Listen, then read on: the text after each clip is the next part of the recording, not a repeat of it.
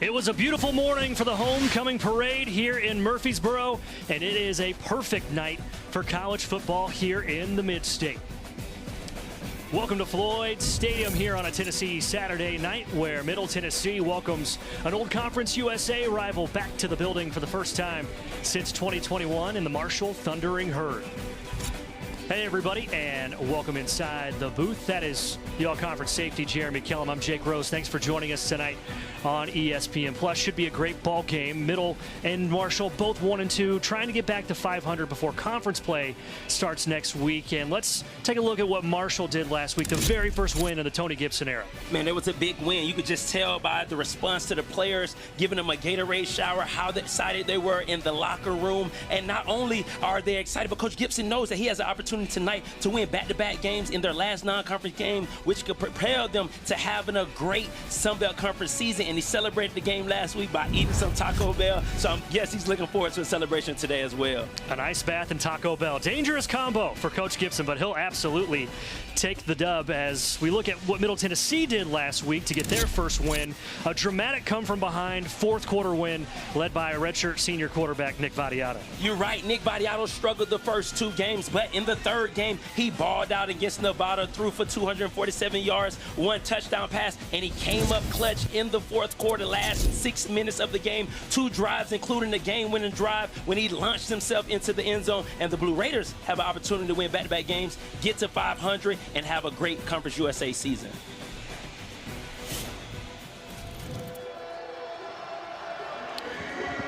Middle Tennessee has won the toss and deferred to the second half, so they will kick off to start. Middle Tennessee and Marshall both 1-2 coming into this season,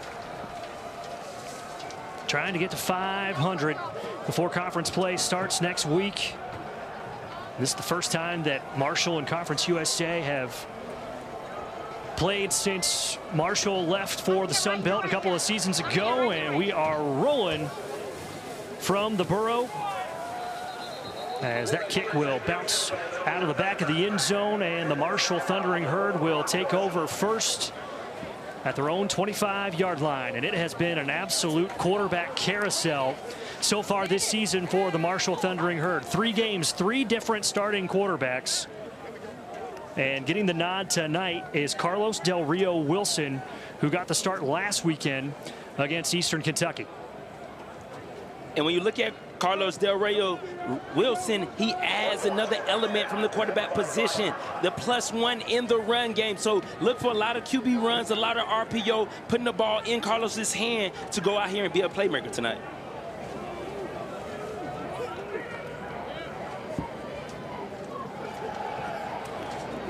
Replay on first down, and the toss to the outside boundary is Ben Turner, just his 3rd catch so far this season. And in talking to Tony Gibson earlier this week, he said, we got to find a way to get some sort of passing game going. They're averaging just 108 yards through the air through the first 3 weeks of the season. That is 131st out of 136 FBS teams. And this play will be blown dead before the snap.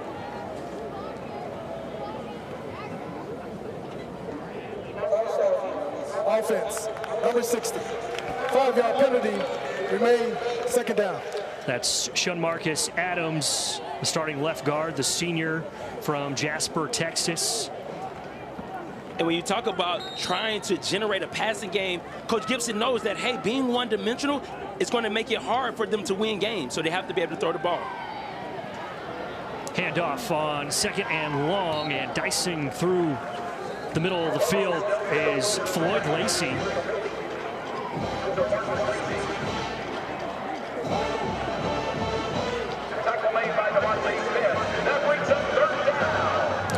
So now a very quick 3rd down for Marshall on the opening drive. 3rd down and 3. Del Rio Wilson to throw in the pocket, pushed out, brought down. Brandon Buckner with the sack.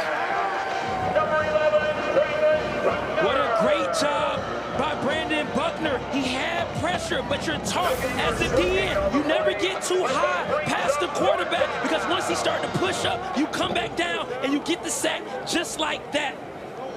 And the Blue Raiders ranked 27th in the nation in tackle for losses with 7 per game, and they got one on the first drive. None bigger than that on third down. The transfer from Oregon. Second game in a row with a sack, as this play will be blown dead as well, and already 2 penalties for Marshall. A team that was penalized 8 times in the win last week at home. Yeah, this is definitely not how you want to start on the road with 2 penalties. They are drive killers, and you've seen it. Put them at a 2nd and 10, and anytime you're behind the sticks, you get a little bit predictable. You know you have to pass, even though you don't really want to, as a run-first offense in Marshall. Nathan Totten back to punt. Raiders spring pressure. High spiraling kick. And fair catch was called for by Middlebrook, dropped it. But the play is still blown dead. He dropped it about the 30. And that's where Middle Tennessee will take over.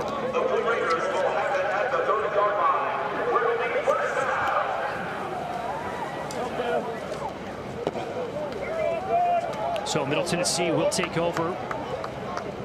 13:01 to go here in the first quarter, and we mentioned it at the top of the broadcast, but Nick Vattiato is the gas pedal for this Middle Tennessee offense. He finally came alive in that fourth quarter against Nevada, but this team, they've got to start hot. Yeah, you can't afford to go 3 quarters with 0 points and expect to win at the end of the game. They have to start fast and put points on the board in the first quarter. Handoff on the first play is to Middlebrook. He bounces to the outside. A flag is down, coming from the back judge at about the 30-yard line, usually in the place of holding. Holding, offense, number 82, 10-yard penalty. Remains first down. That's Hunter Tipton, one of the tight ends for Middle Tennessee. In the first couple of games, Middle Tennessee had cleaned up the penalties that had plagued them last season, but then last week, 7 penalties for 50 yards, including a couple crushing ones in the red zone. You're right, and you just look at it. Now you're 1st and 20, and you're just going to try to just get out of here with a couple runs 9 times out of 10 unless you break one. But it's hard to have success when you continue to be behind the sticks if you're the Blue Raiders. Vattiato to throw, far side. Najee Cox finds a little space and is brought down at the 35. So pickup of 10. And that's a great pickup on first down, but just imagine if it was 1st and 10, now you already got a new set of downs. You're further down the field. If you're the Blue Raiders, you have to limit the penalties. Cox has been Vattiato's favorite target so far this year. 15 catches, 180 yards. Vattiato works on 2nd and 5. Empty set. Quick pitter-patter of the feet goes right back to Cox. That ball up in the air and intercepted. Daquan Smith with his first career pick. That's Daquan on the spot right there. Great coverage by the corner. Gets the pass deflection, and you're taught as a DB, you call an Oski when that ball is in the air, and that's what he did right there. Came up big for the Thundering Herder. 3rd interception this season for Vattiato, and the first of the career for Daquan Smith. And now Marshall has great field position here in the first quarter. Del Rio Wilson, handoff. Mike Allen getting the carry. Picks up about 6 on the first down run. And we talked about the quarterback carousel. Well, it's a real who's who in the running back room as well. 5 different backs typically will take handoffs. Just 4 probably here tonight with Joshawn Barbie out. Did not travel with the team due to an injury as Del Rio runs into Mike Allen, but still picks up enough ground for the first down. And that was a great job by Del Rio Wilson right there. It was a busted play. It was supposed to be a RPO run action. Running back was supposed to go in front of Del Rio Wilson, but he ended up keeping it, getting a positive game right there. First down for the Thunder and Herd. Del Rio Wilson, 7 of 9 throwing last week against Eastern Kentucky. Accounted for 3 touchdowns, including 2 through the air. It's also the team's leading rusher so far this season coming into this ball game. Middle showing some pressure. Handoff to Allen, though. Will get him to the 25, and now Marshall starting to do what they do, and that's pick up some chunk plays on the ground.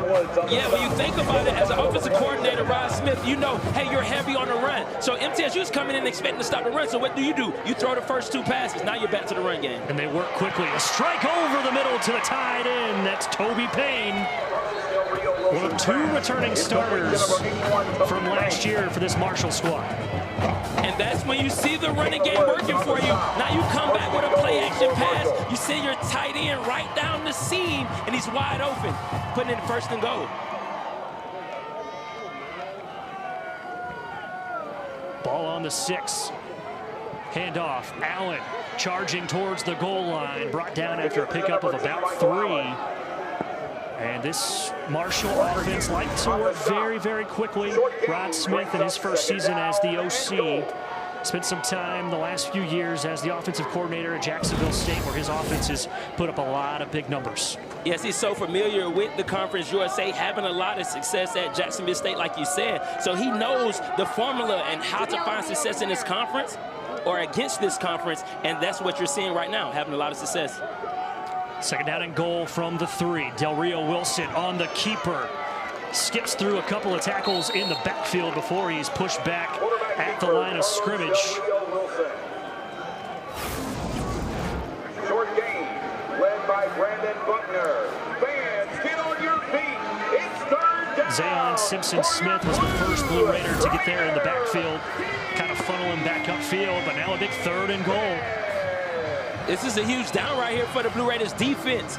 You had a turnover by the offense, but if you can hold them to a field goal right here, this is a win for the Blue Raiders if they can stop them right here.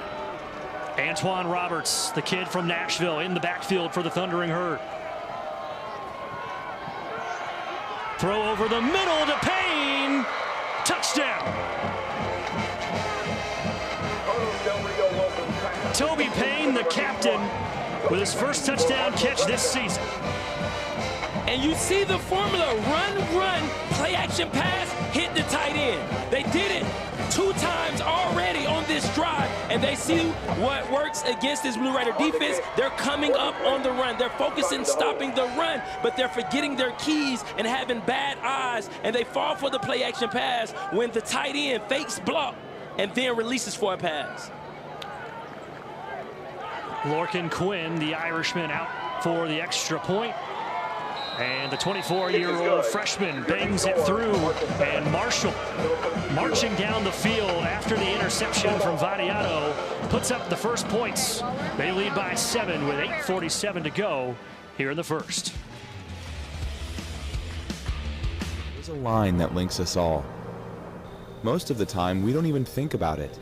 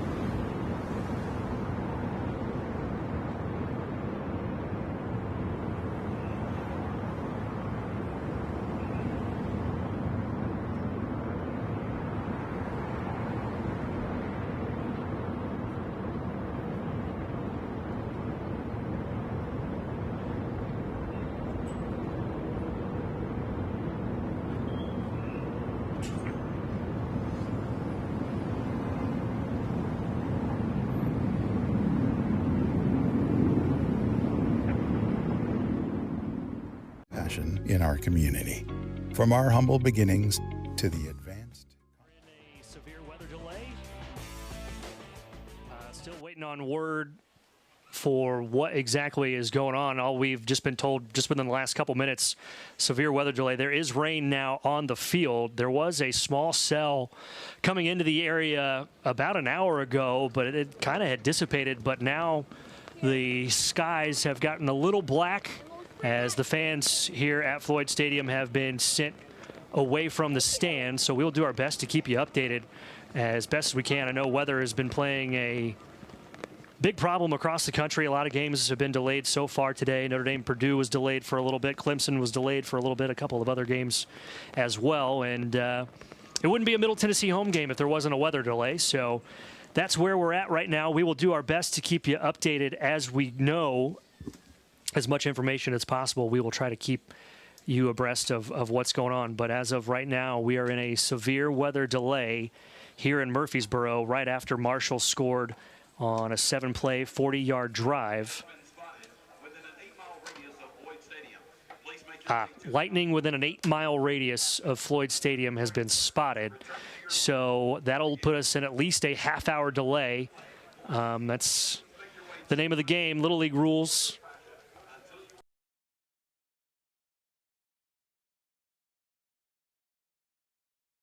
To keep you updated on what's going on. So we will step aside for a break, and we'll keep you updated on what's going on. You'll always win when you choose Murfreesboro Hyundai. Whether you're scoring a great deal on a new vehicle or bringing your current ride in for quality service, our team is committed to going above and beyond, so your experience is seamless and stress-free every time. That's better than a touchdown. From competitive pricing and flexible financing options to exceptional customer service and transparency in every interaction, we're cheering you on. You can trust us for all of your automotive needs. Come see us at Murfreesboro Hyundai and discover the experience you deserve. No matter what brings you in, a fever, the flu, or a last-minute injury, MMC Now makes care easy. Walk right in, get seen quickly, and your visit connects directly to your MMC doctor. Care you trust, with providers you know, with digital check-in and multiple locations around town. MMC Now is here when you need us. I help people. I create music. I shape the future. I am an entrepreneur. I inspire people with more than words. I ride forward. The sky is not my limit. Find your blue at MTSU. The best traditions set a standard, a belief fueled by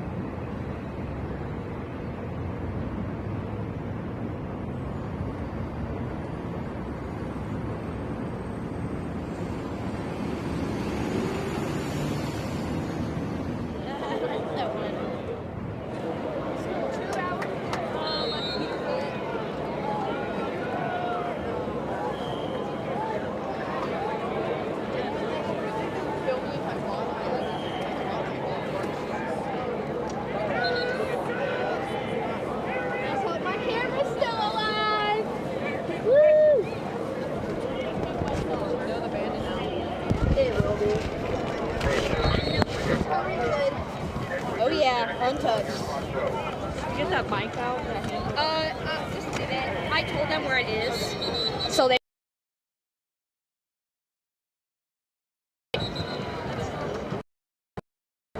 Back to it. I know that my shoes are on.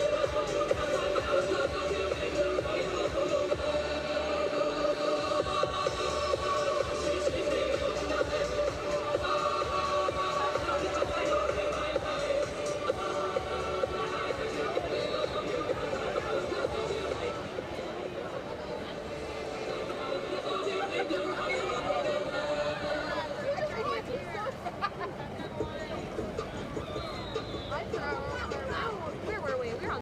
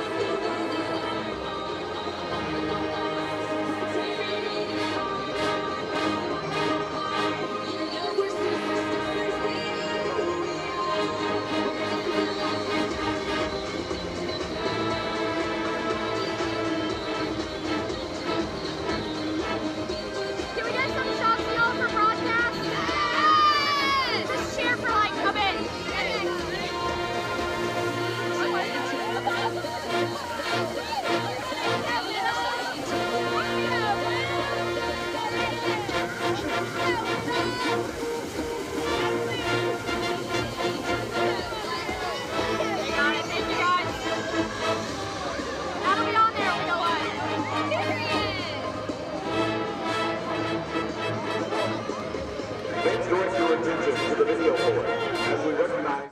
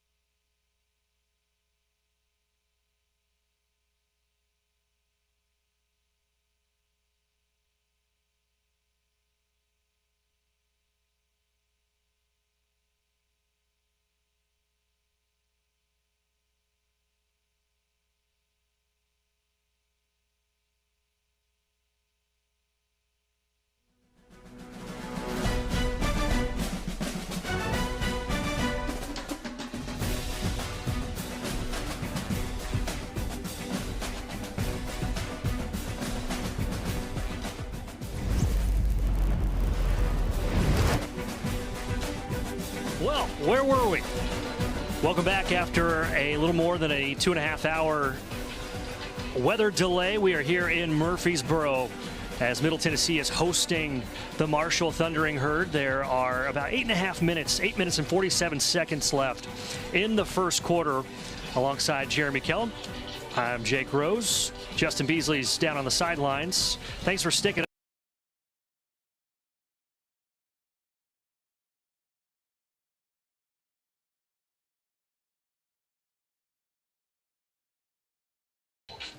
And then Carlos Del Rio Wilson leading the Herd down the field for a touchdown. Yeah, man, great plays by Marshall all around. You seen they came out not running the ball. They passed on the first 2 downs, and MTSU was expecting them to have a heavy run package. But then after the turnover, Marshall got back to the run game. They ran so well, then they hit them with a play-action pass, a tight end pop pass into the end zone like you see right here. You see the linebackers bite on the play-action pass. And Del Rio Wilson did a great job right there, connecting with Toby Payne, the tight end, one of 3 returning starters for this Marshall squad that infused 75 new players on the roster this year in season number 1 of the Tony Gibson era. Both these teams come into this matchup with 1-2 records, trying to get back to 500 before conference play starts next week. Middle Tennessee will be on the road at Kennesaw State, and Marshall will be at Louisiana to start things in the Sun Belt. And it would be a big win for both these teams just to get to 500. That way you only have to play 500 ball in conference play. Now, I know both these coaches want to do better than 500, but the fact of the matter is both these programs are rebuilding and getting yourself in that 0-2 hole to start the year. Yeah, man, I think as a non-Power 5 school, you always want to kind of split your non-conference schedule. You think about Marshall, they played Georgia, so you going out there to win, but you know 9 times out of 10 you might not win. You look at MTSU, they play at Wisconsin. They were not expecting to lose against Austin Peay. So if you can get to 500 as the Blue Raiders to be able to then go into Conference USA play, you will be so excited and so elated. But Coach Mason and his team, they got to cut out the penalties. You can't have turnovers on your own side of the field, giving Marshall a short distance to go to be able to convert for a touchdown. So I'm looking forward to this game, and hopefully we don't have any more stoppage, the rest of the way. So Marshall will kick off. The final play before the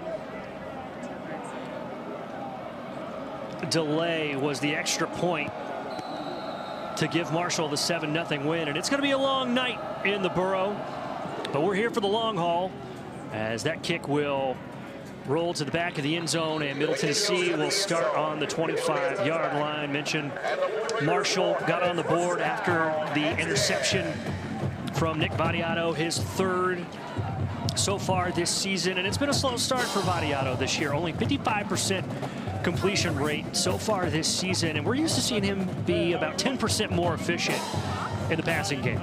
He has to play better if MTSU will compete for a Conference USA championship. We know he has the ability. He can throw the ball. He has a live arm. His IQ is amazing, and he can make plays on the ground with his legs. So he just has to put it all together and get off to a better start here. So first down and 10. Middlebrook on the carry, bounces it to the outside, still going. Jaquale Middlebrook across midfield. It's a foot race. Jaquale Middlebrook to the goal line and knocked out at the 1-yard line.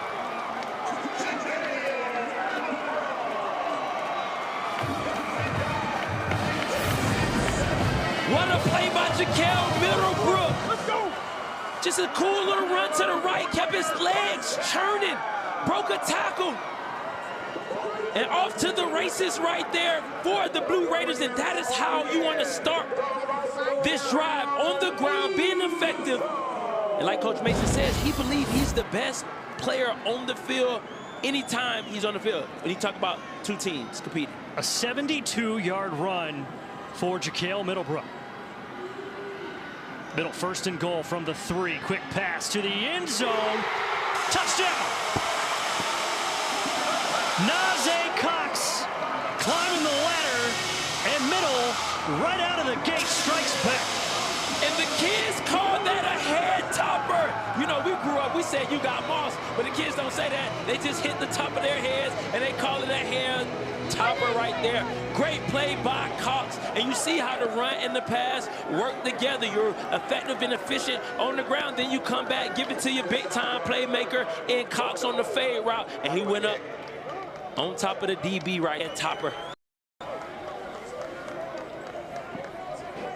Jacob Hathaway, the Welshman, out to add on the extra point to tie this game up.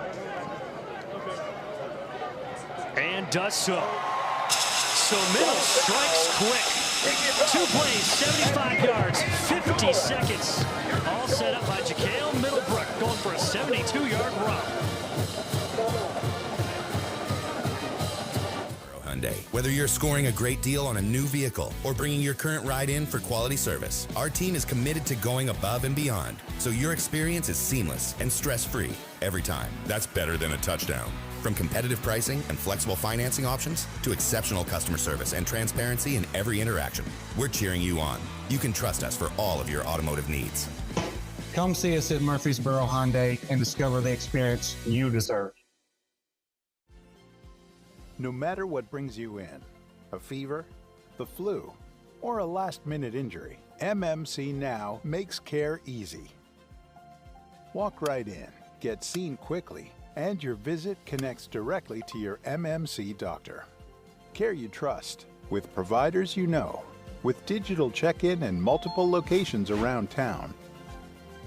MMC Now is here when you need us. I help people. I create music. I shape the future. I am an entrepreneur. I inspire people with more than words. I ride forward. The sky is not my limit. Find your blue at MTSU.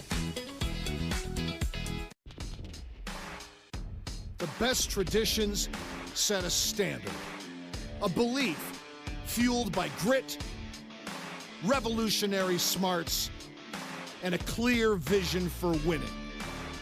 Because a strong tradition makes fans of us all.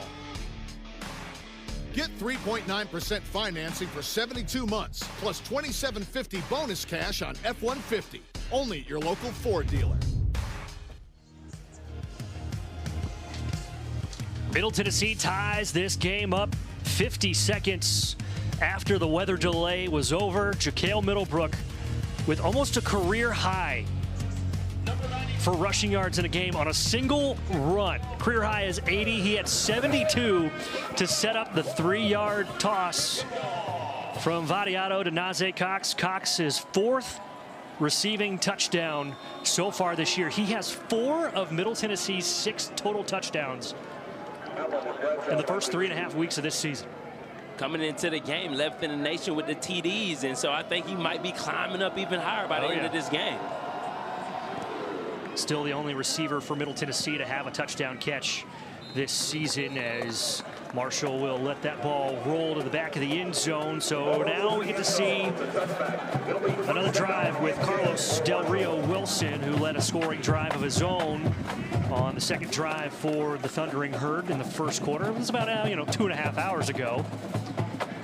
So, have you ever been in a weather delay like that before? How do you bounce back if you're a defender? How do you stay warm? How do you stay locked in? Well, it's a new game like we talked about, right?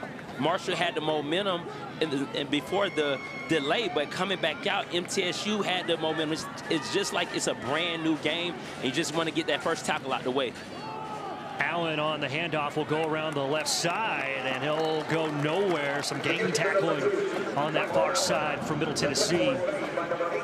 And what it also allows you to do, if you're a defensive coordinator, even an OC, is now you go out and scout the first couple drives of the game, because now you have this delay. Now you say, okay, what does Marshall want to do? What does MTSU want to do? So it's a game of chess right now. Toss to Allen around the left side, and he'll pick up about 6.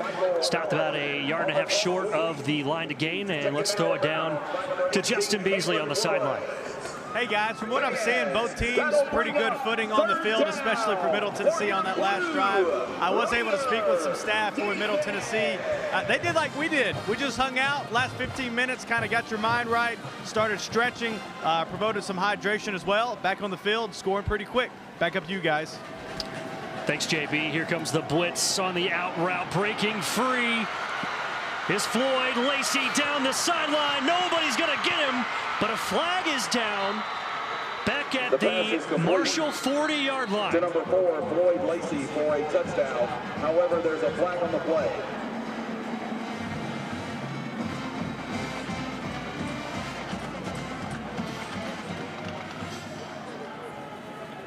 As of now, it's a 68-yard touchdown, but let's check in on the flag.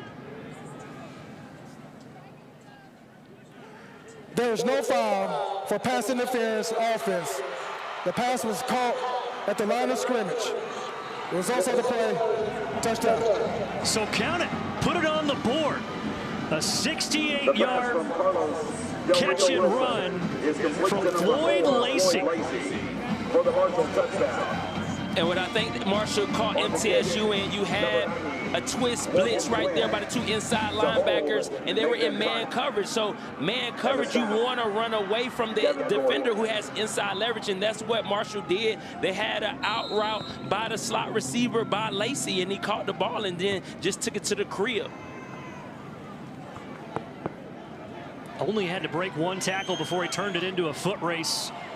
And once Floyd Lacey broke free, he had nothing but green in front of him until he found the paint, and he found it 68 yards downfield for his first touchdown as a member of the Thundering Herd. And like you mentioned, you only had to break that 1 tackle because everybody else is downfield in coverage. Backs are away from the offense, so everybody's in man to coverage. So once they were able to win in the one-on-one matchup on the out route, it was touchdown. Nobody else could save them. I've played less than 2 minutes of game time since we resumed play, and we've already got 14 points in 5 plays. And man, it looks like both teams needed that rest, right, rejuvenation, and they are ready to play. Exciting plays on both teams, by both teams. Looking forward to a great game here, man. So both teams striking quickly. This time Marshall, 3 plays, 75 yards. It's the second touchdown throw tonight for Carlos Del Rio Wilson. And that is TD pass number 4 this year.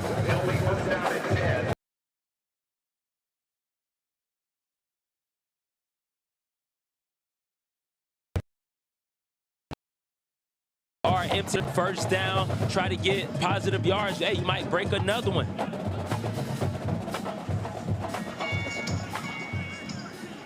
And Ricky Hunt Jr. in the backfield for Middle Tennessee. Behind Vadiato. Play action.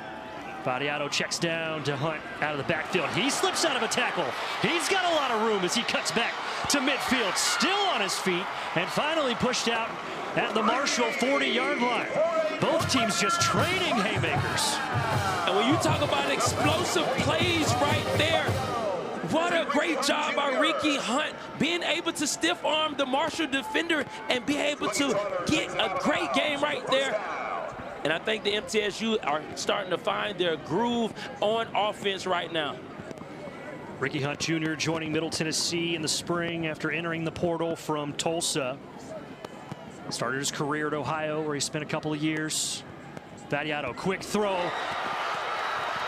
Amarion Walker snagged it out of the sky and takes it to the house.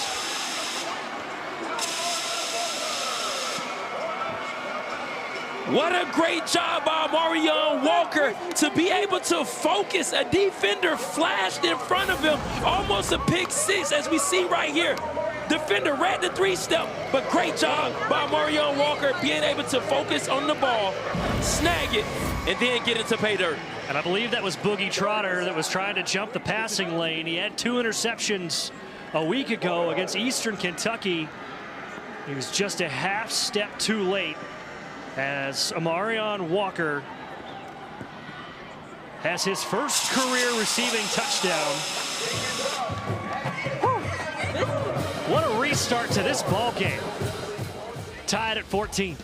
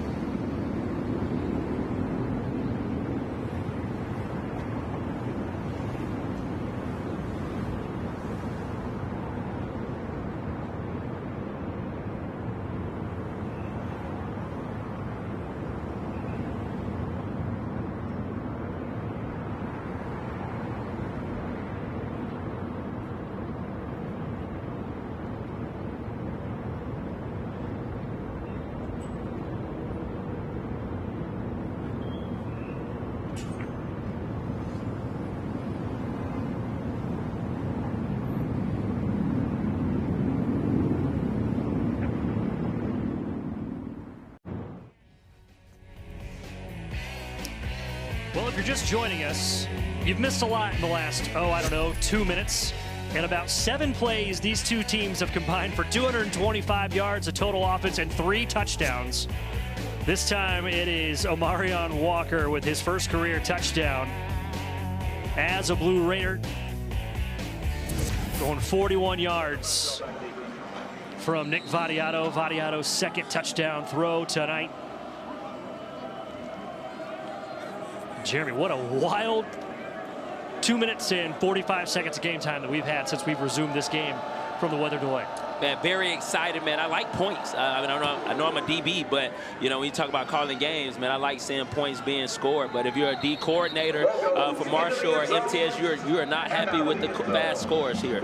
No, a lot of missed tackles, but we've also seen a lot of one-on-one coverage so far here tonight, so guys have only had to make one guy miss before they find that open space. So if you're a D coordinator, how do you change things up so you can get guys at least in front of opposing skill position players? Well, you got to go a little bit more zone because you're putting your guys out on islands right now, and so you don't have all eyes looking at the quarterback, or even if you have a defender miss, when you're in zone, you're able to have other defenders be able to rally beyond. But sometimes the down and distance calls for men, so the players just got to make better plays.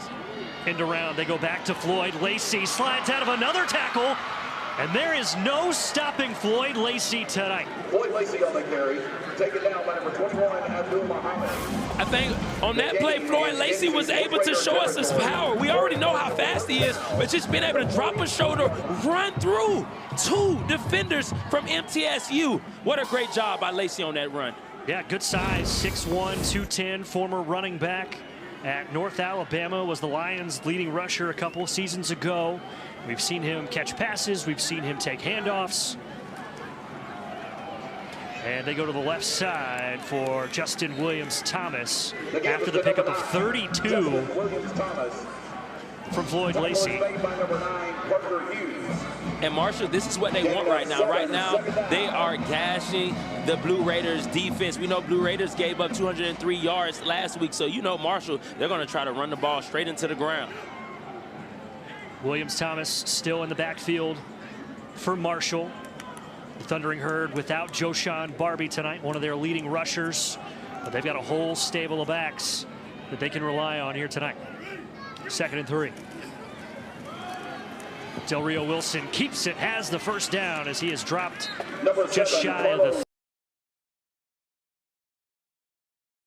about the +1 to the run game right there. Del Rio Wilson picks up the first down. You don't really like your quarterback to drop the throwing shoulder on any defender because that's how injuries tend to happen, but he's okay on that play. But hey, if you're going to play quarterback in Rod Smith's offense, you got to be able to run and throw over the middle. Toby Payne again, the tight end. And Del Rio Wilson showing that he can flick it a little bit too. Yes, and you're starting to see the rhythm when you talk about OC Rod Smith. They like to run it, run it, run it. Then they hit you with a play action, and they're throwing it down the seams to their tight ends. If you are an MTSU defender, you got to know once they have success, a couple plays on the ground, they're coming back with the play action pass, and it's been to the tight end. Marshall averaging 20 yards through the air per completion. They have 1st and 10 on the 10, but now, should say 1st and goal at the 10. Offense, number 7. 5-yard penalty, remains 1st down. That's Jalen Slappy, the preseason All-Sun Belt selection, one of 2 returning starters on this offense. And as a defender, you're taught to take away something and run to something. And right now, the Blue Raiders defense, they haven't taken away anything. They're not taking away the pass. They're not taking away the run. And when you don't know or you can't stop it, it makes Coach Stewart and the defensive coordinator job much harder to call plays. 3rd penalty against the Herd here in the 1st quarter. Del Rio Wilson going to keep it on the right side, slides inside the 10 as brought down by Jawan Gaston, who had a big performance last week against Nevada with a couple of picks. Yeah, I think Del Rio Wilson might want this play back and just continue to go outside instead of trying to cut back. You lose your footing when you could have potentially broke a tackle right here, but great job by Gaston. Like you said, Conference USA Defensive Player of the Week this past week, so coming up big, saving a touchdown on that play. Williams-Thomas in the backfield, as Middle Tennessee will burn their first timeout of the first half. This is their first charge. With 2:40 to go here in the first quarter. And Jeremy, how about this Marshall offense? Exactly 200 yards of total offense in the first quarter. And I think if you're Coach Gibson, you just know that each game you want to get better. And he talked about last week. He said that last week they stayed away from the pass. Yeah, they got up 31-0 in the first half last week, but he came in and said that, hey, we want to be better. We got to establish a passing game. And they are very balanced. And when you are a balanced offense where you can go call the run, call the pass, and be able to get first downs and move the ball down the field, you are a very dangerous offense. And I think that's what we're seeing so far out of Marshall and Coach Gibson. Yeah, Coach Gibson telling us earlier this week the #1 priority this weekend is find some space for these guys on the outside. We've got to get wide receivers the ball. And so far, the favorite targets tonight, Toby Payne and Floyd Lacey, have made a big impact. Marshall averaging 11 yards per play here in the first quarter. 2nd and goal from the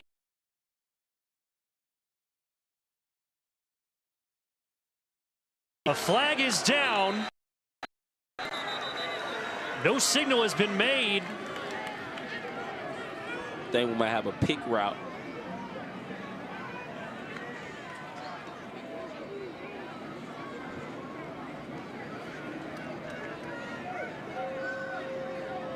It was hard to tell from this angle if Lacey actually came down with it or not. I don't believe he did, but there was no signal from the referees of whether or not it was an incomplete pass or not. Foul for offensive pass interference. So that's the 2nd time that the officiating crew has picked up a flag. The first time it led to a Marshall touchdown to Floyd Lacey. As we get another look.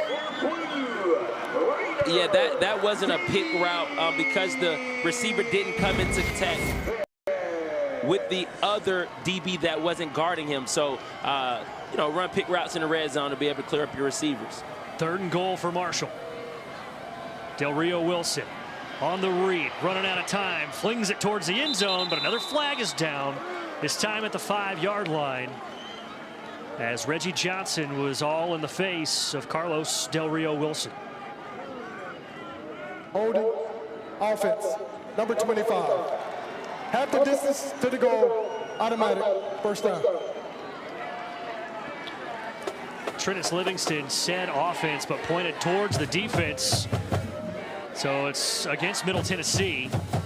After the penalty, it'll be first down and goal. All right, so now it's first down and goal for the Herd at the 4-yard line.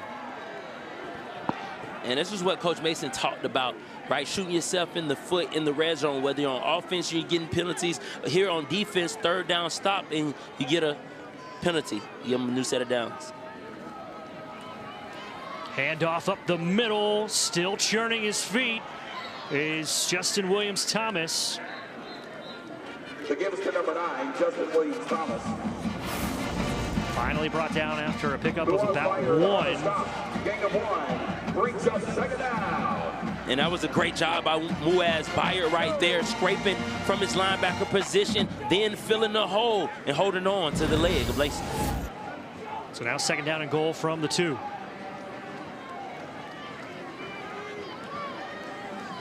Williams-Thomas in the backfield.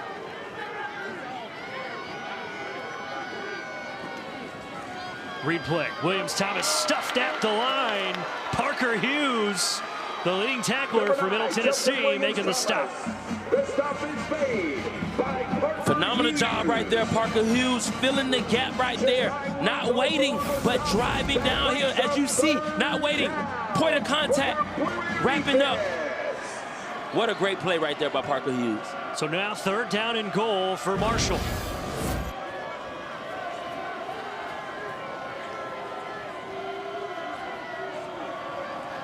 Del Rio Wilson on the keeper will score.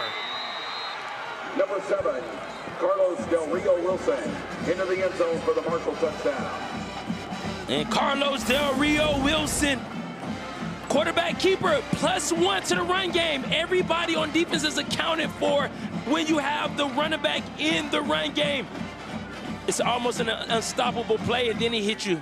Oh, I thought he hit it with a Johnny Manziel. I thought it was the Shador at first. Maybe a Shador and Johnny Manziel at the same time. Either way, it's still 6 for Marshall. Second rushing touchdown this season for Carlos Del Rio Wilson, and he has accounted for 6 touchdowns in the last 3 quarters. He really only played the first half last week against Eastern Kentucky. He's already accounted for 3 in the first quarter against Middle Tennessee, as it is a 21-14 ball game. And I think a lot of people, when they check the score on this one, are going to be pretty surprised at the crooked numbers that both these teams have put up so far here in the first quarter. You're right. Both teams not scoring the ball a lot in these first 3 games, and then you come out here in the first quarter, 21 by Marshall, 14 by MTSU. So a lot of offense, not a lot of defense right now. But it is making for an exciting game, though. 21-14 Marshall. The Thundering Herd have put up 204 yards of total offense in 14 minutes of game time.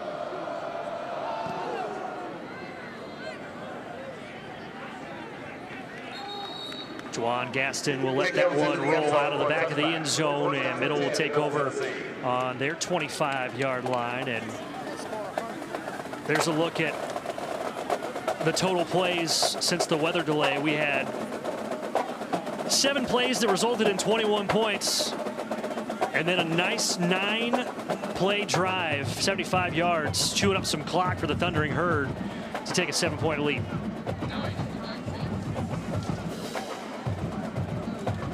Cale Middlebrook in the backfield for Middle Tennessee after Ricky Hunt Jr. took over running back duties on the last drive for Big Blue.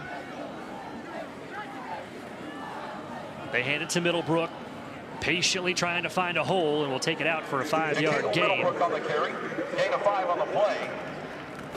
And keyword patience right there. Cale Middlebrook knew where the play was supposed to go, but gave his offensive line some time to work before he was able to cut it up in the hole.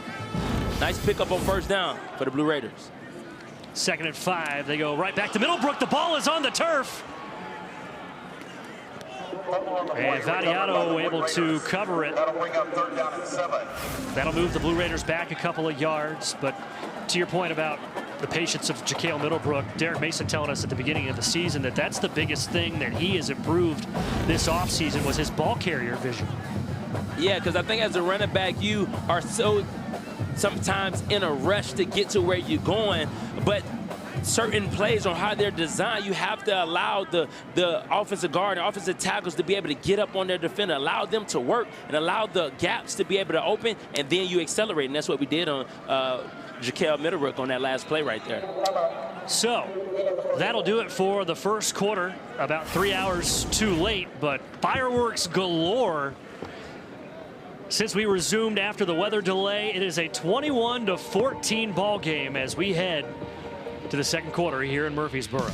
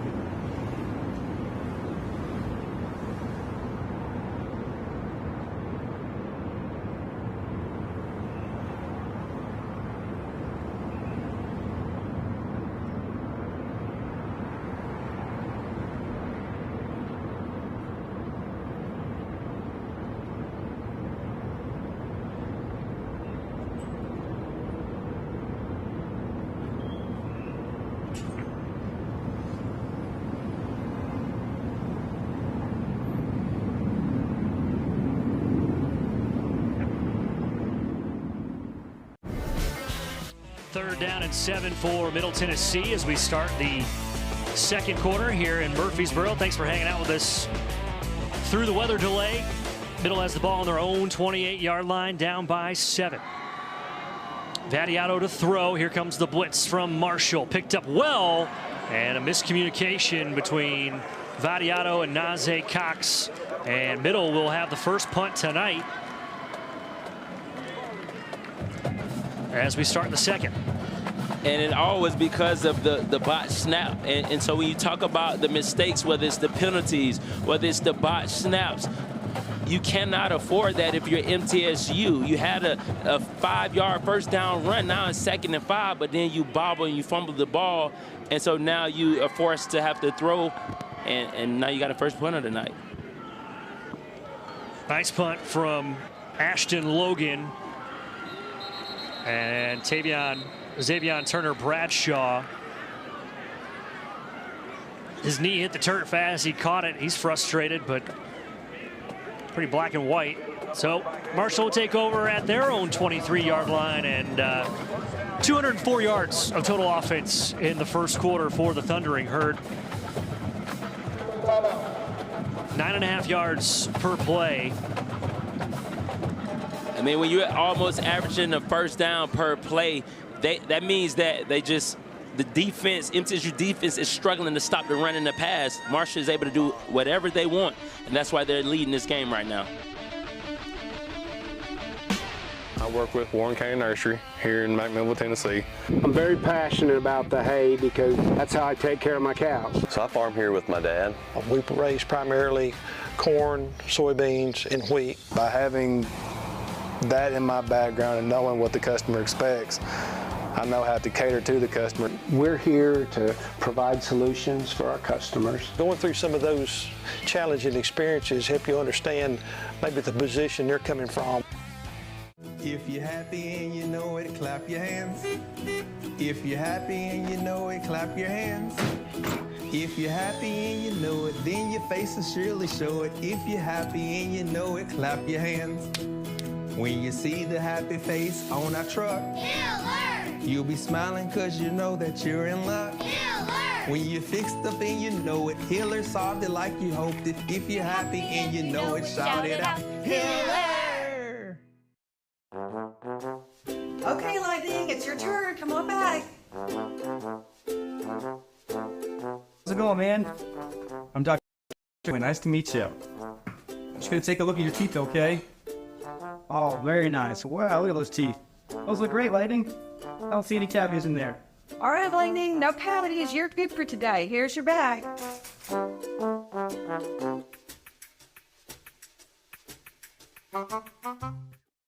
Weekdays are a grind. Traffic, overflowing inbox, missed calls. Your weekdays deserve better. And this October, Conference USA is bringing better straight to your living room. Weekday CUSA is back. Conference USA is here to make your weekdays fun again. Enter a world of college football bliss. Treat yourself to touchdowns, turnovers, and the thrills that come with weekday CUSA football. CUSA is the star of the show weeknights all October long. Don't miss 1 second of the action. Marshall takes over, 14:46 to go. Just kicking things off here in the second quarter. Marshall leads 21-14, looking for their first road win of the season. And looking to win back-to-back ball games before conference play starts next week. Handoff right side is Mike Allen. Picks up a few on first down. And Jeremy, we've been talking all night tonight about how impressive Marshall has been offensively. This is a team last week that ran the ball 70% of the time. They've had 11 different ball carriers in the game last week against Eastern Kentucky. This is a team that is relentless when it comes to running the ball, but they've been throwing the ball very, very nicely tonight. Quick screen, near side. Turner Bradshaw close to the first down. Just shy of the 45, and I think we're seeing Marshall really show their versatility as an offense. Coach Gibson, he said last week they tried to stay away from the pass, and then you come out to this week and show so much balance. just 14 passing attempts last week in the win against Eastern Kentucky. But on the year, this is a team that averages 108 yards through the air so far. That is 131st in FBS. There's only 136 teams at the FBS level. But yeah, he just kind of admitted to it. He's like, yeah, we're running the ball last week. That's all we were doing. But he told us coming into this ball game, we have got to establish an air attack, and they have done that here tonight. That ball batted up in the air and somehow hit the turf. You could hear the thud all the way up here in the booth. And man, you look at it, that's the break that really MTSU needed right now. Great job by Anthony Bynum. You might not get home, but you can affect the throw. He was able to hit the throwing arm of Del Rio Wilson on that play. So now 3rd down and 7 for Del Rio Wilson. And now Middle will use their 2nd timeout. That's the 2nd time that Middle's had to burn a timeout on defense on a 3rd down play. And it makes you wonder if the call is not getting in from upstairs or from the sideline to Parker Hughes or to the linebacker that's calling the signals in for the defense. But one, you don't want to waste timeouts on defense. You need them. But, you know, like you said, 2 times we've already seen them call timeouts. So that's something that the Blue Raiders really, I know, want to get corrected moving forward. Let's look at Derek Mason in his 2nd year running the show for Middle Tennessee here in the Borough. Trying to get things trending in the right direction. Last week was a good start with the come-from-behind win on the road at Nevada. But things got off to a really rough start this year. The season opener here in Murfreesboro. 20-point loss to FCS Austin Peay. Del Rio Wilson on 3rd down and 7 is sacked. Reggie Johnson got home to bring down Del Rio Wilson to force a 4th down. And right there, that was a coverage sack right there. Del Rio Wilson had nowhere to go. You see it was empty, so he got to get the ball out, and he held it too long, tried to get out the back door. But MTSU all over it right there for the sack, and another tackle for loss for them on the season. Loss of 2 on the sack for Reggie Johnson. His first full sack this year. Here comes the pressure.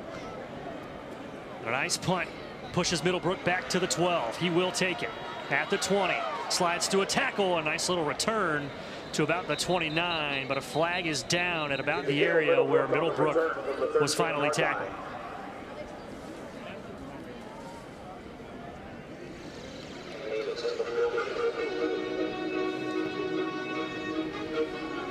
Illegal block in the back, return team. Number 5. 10-yard penalty, be 1st and 10. Timeout. That's Miles Butler, the wide receiver. That'll move Middle Tennessee back 10.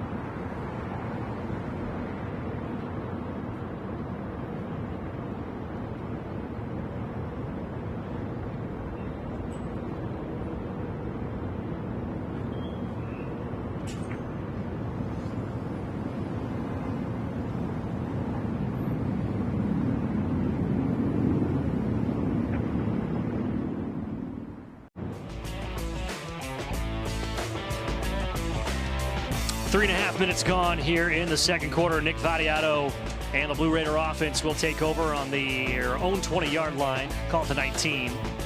First down and 10 after the block in the back penalty against Middle on the punt return.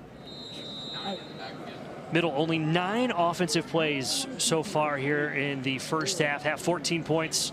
A lot of big chunk plays as Vadiato to throw on first down. Checks down to Middlebrook. Slides through his fingers. Second down coming up. Yeah, talk about MTSU, man, really struggling to put a long drive together. It's been big play or a bust.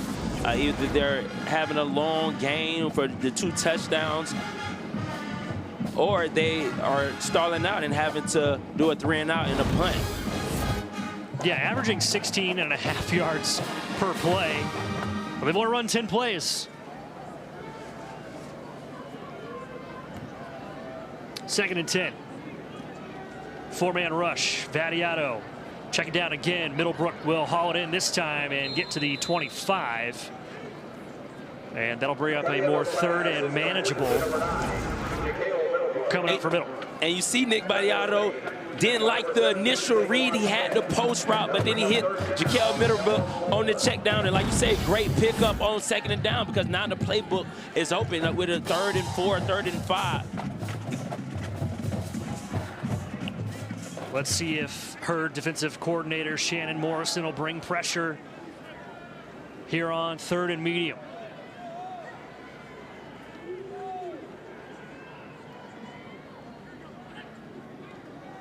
They do. Vadiato across the middle, has a receiver. It's Cox across midfield. Najee Cox finally dragged down well into Thundering Herd territory. But another big chunk play for Middle Tennessee. And when you need it the most, you don't call plays, you call players. And that's what they did. They called on Mr. Cox, go-to on 3rd down. And not only did he pick up the first, but he picked up much more on that play right there for the Blue Raiders. Pickup of 43 for Najee Cox, who has had himself a ball game already tonight. 3 catches, 61 yards, and a touchdown. Ricky Hunt Jr. and Middlebrook in the backfield. It's a reverse. Now to throw, looking downfield for Miles Butler.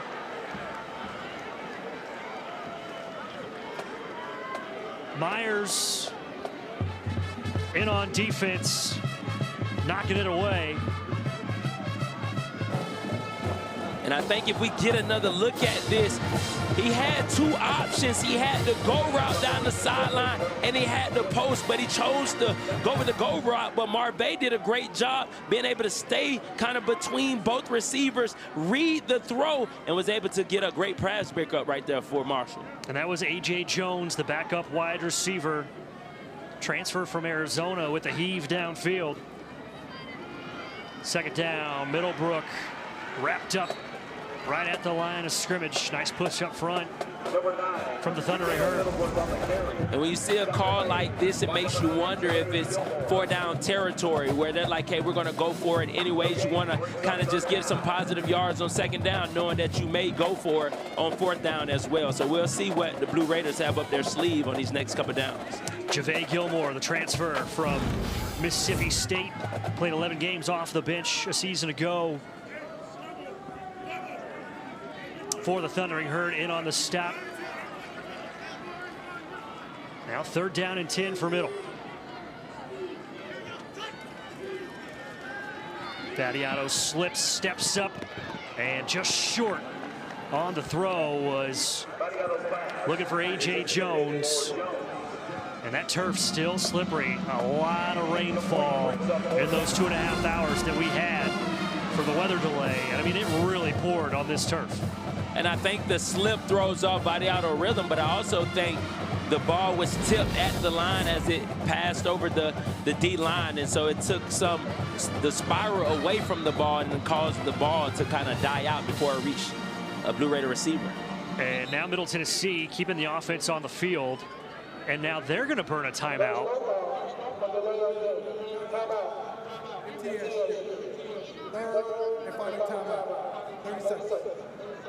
They had the offense on the field on 4th and 10. They are in a bit of a no man's land. The ball is on the 32. But just like we were just talking about, I think the play call on 2nd down, you know, lets us know, hey, you're probably going for it on 4th down. So now you get to 4th down, and it's like some confusion. Now you don't have any timeouts with 9 minutes left. So if you get into the 2 minutes remaining in this half and you have the ball, now you got to try to throw everything towards the sideline because there's no way you can stop the ball or stop the clock yourself. So now it's Jacob Hathaway out for a 49-yard field goal attempt. He's 1 of 2 so far this year. He was 0 for 1 last week, missed from 36.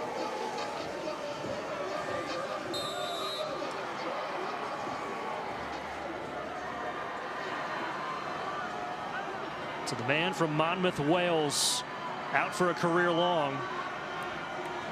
Snap, hold, kick. Just got it over the crossbar.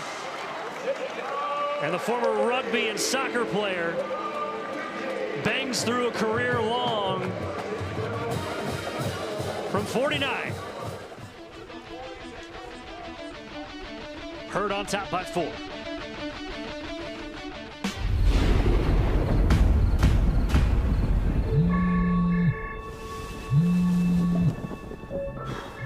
Hello? Yeah, I'll be right there.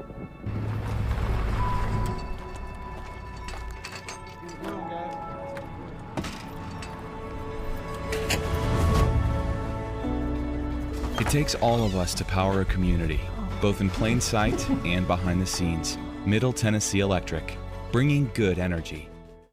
Here's a twist on your typical banking options. What if instead of choosing between a big bank or a small bank, you had one bank that's the best of both? That's First Horizon. Big bank muscle with small bank hustle. Big bank convenience and small bank connection. When the best of big meets the best of small, you get it all. To help you on the road to your horizon. First Horizon Bank. Window World is a local family business that proudly supports our community. We're your neighbors living in the towns you call home. We attend the same schools, local restaurants, and grocery stores. We proudly support our military, first responders, and St. Jude's Children's Hospital. We're local professionals and craftsmen dedicated to creating curb appeal and energy savings, one local home. Community.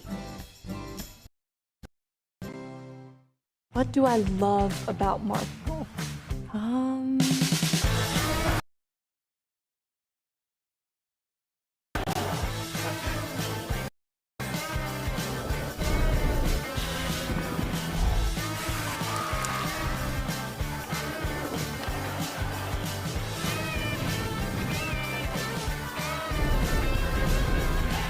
How much time do you have?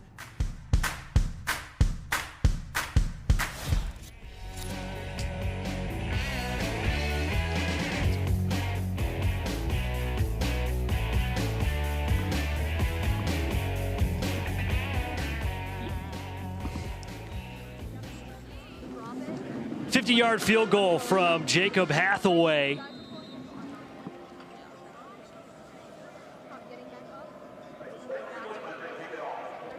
Pulls Middle Tennessee within 4, and that'll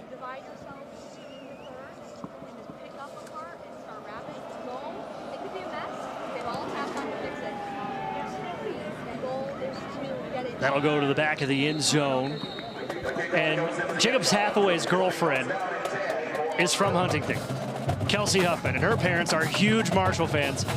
But she's wearing his shirt today in support of him, and yeah, why not? Knocking through a career-high 50 yards on the field goal. The Welshman played soccer, rugby, tennis, golf, now football. Played a little soccer at West Virginia Tech before making his way over to Middle Tennessee, so a house divided. As Marshall takes over on the 25-yard line.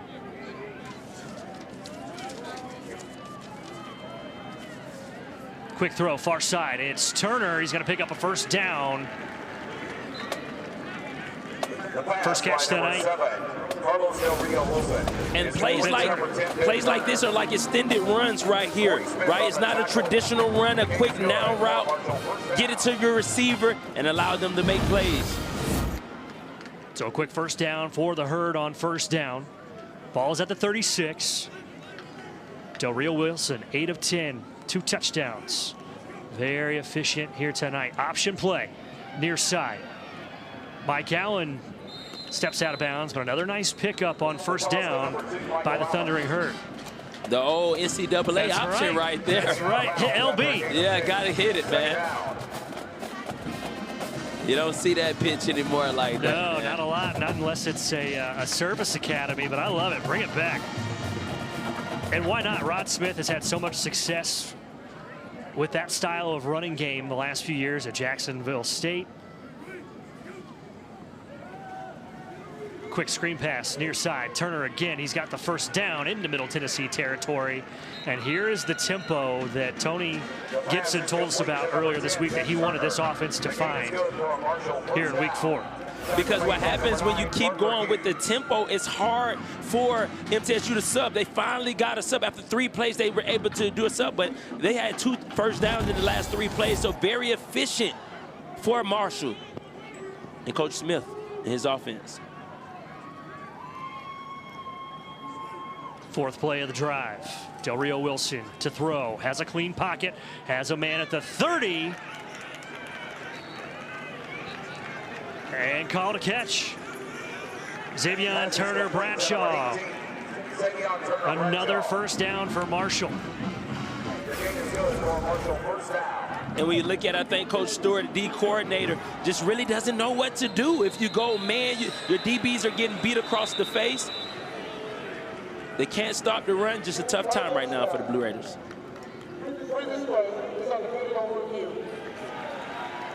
So the video review booth will take another gander at it.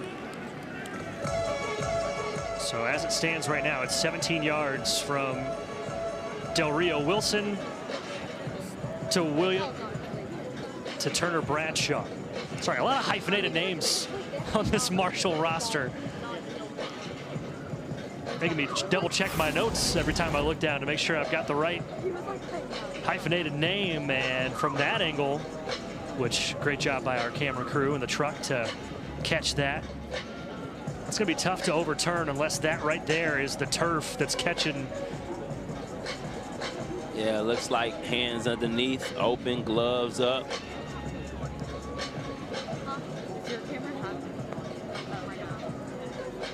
I know, like in the NFL, and I'm assuming the same rules, the ball can touch the ground a little bit. Yep. As long as they can see clear hands under. The only thing on this, and I can't see the nose of the ball hitting the ground.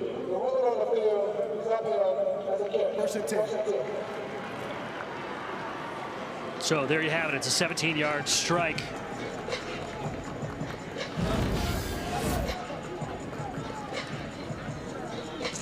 To Xavier Turner Bradshaw, son of Marshall great and 2-time Super Bowl champion Ahmad Bradshaw. And Marshall moving the ball right down the field at will against this Middle Tennessee defense here in the second quarter. Yes, Marshall, I don't think they have ran a play that they did not like or did not have success with.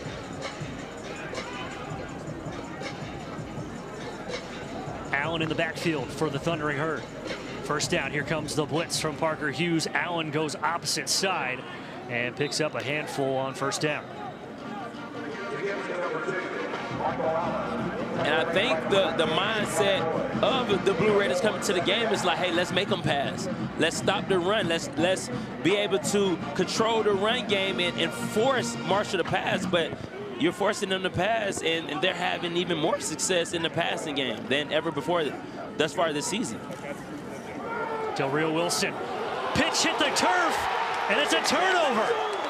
Bad timing with Turner Bradshaw, and it's a turnover.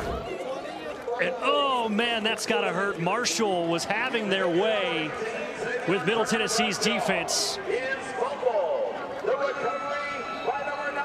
And great job by Simpson Smith right there being able to jump on the ball. But if you're Marshall, why? Why do you try to get trickery in that way? You're beating MTSU up and down the field, running traditional plays, traditional handoffs, traditional play calls, and then you try to get trickery, and now you can give the momentum back to MTSU if they're able to drive down here and get some points. So let's see what Middle can do with 6:43 to go after the turnover. First turnover tonight. Low snap, Vadiato, far sideline. A.J. Jones, another catch.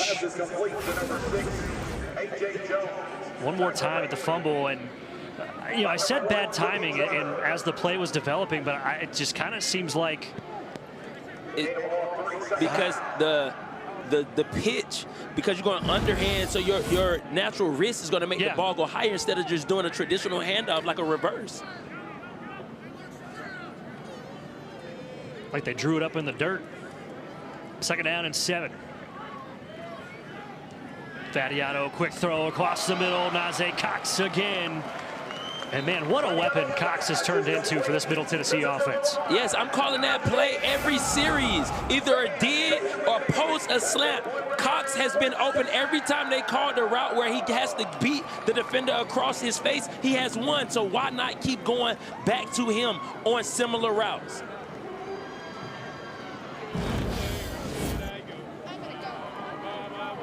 Middlebrook in the backfield with Vadiato, 3 to the near side. Vadiato on the keep up the middle. And that's something that Derek Mason told us to keep an eye on this week, is he wants to get Vadiato involved in the run game, call his number 5, 6 times. He's got to teach him how to slide. Yeah, I know. He said that. Nick showed him a video on YouTube University, basically, about quarterbacks sliding and how they get hit and kind of their heads hit the turf. So I understand why he's hesitant on sliding, but I know Coach Mason just still prefers him to slide.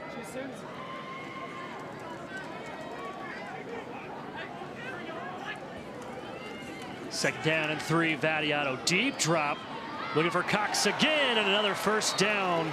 As Marvay Myers, the former Blue Raider, was there to push him out of bounds, and now Middle Tennessee starting to impose their will on offense. And once again, back to Cox. They have him running a route where he has to beat the defender across the face. Dig route, post route, slant route. He has been open every time on those plays. He's coming out right now, but hey, you got to get back in because he got the hot hand. More than 500 yards of total offense in this ball game. And we still have 4.5 minutes to go before the half. That is shocking. First down and 10 on the 28. Vadiato had it beat down at the line of scrimmage, and he's chasing after it like he lost a fumble, but they're going to wave it off as an incomplete pass. The pass on the field is an incomplete pass. Second down. And like I was telling you during the break, man, my high school, Antioch High School, Dre Adams has 740-something total yards in one game. So we might be on track for that, man. As I say, you want to talk about video game numbers? My goodness. Yeah, that's what I told Coach Broom. I said, man, on rookie mode last night, huh? Hey, NCAA numbers, road to glory right there. That's right. Road to glory. That's right. Turn the wear and tear off. Second down and 10. Vadiato, pump fake, long shot towards the end zone, and nobody home. Was looking for Cox again.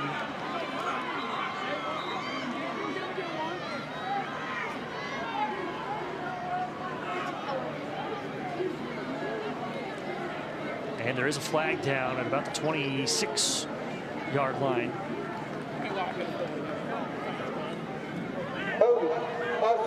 Number 72. 10-yard penalty on the previous spot. Replay, second down. That's Jacob Otts, starting left tackle, the graduate. And I know we don't get this full play, but I spoke to Marvin Myers, former MTSU player, and he said, man, I know they're going to attack me with double moves. And they tried to get him on a double move right there, and he ran stride for stride with Cox. So it's just a great play by Marvin right there, knowing how his former team was going to attack him and being able to make the play. And now a captain on this defense for Marshall.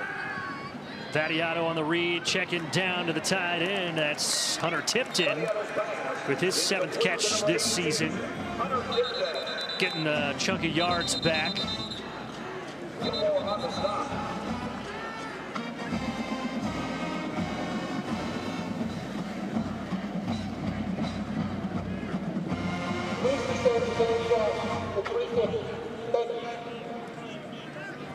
So a reset of the game clock for 3rd down and 8 for Middle. Middle has had some success through the air here in the first half, 184 yards passing.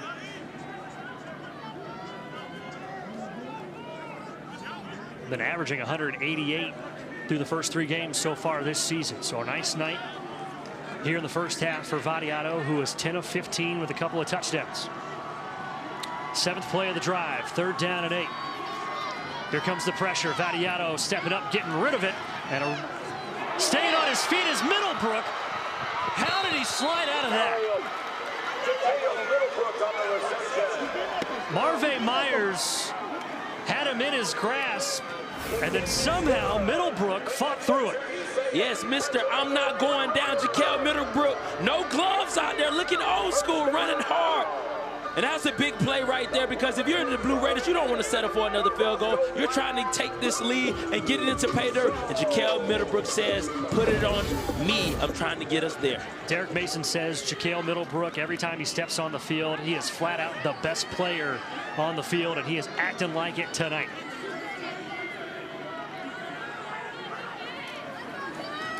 They go right back to him, up the middle, has room, lowers the shoulder, brought down at the 3, but another flag. This time it's in the Middle Tennessee backfield.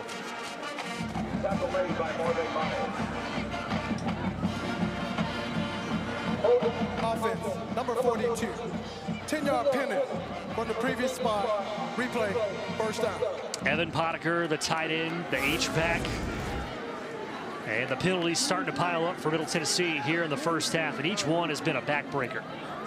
Yes, you're in the red zone.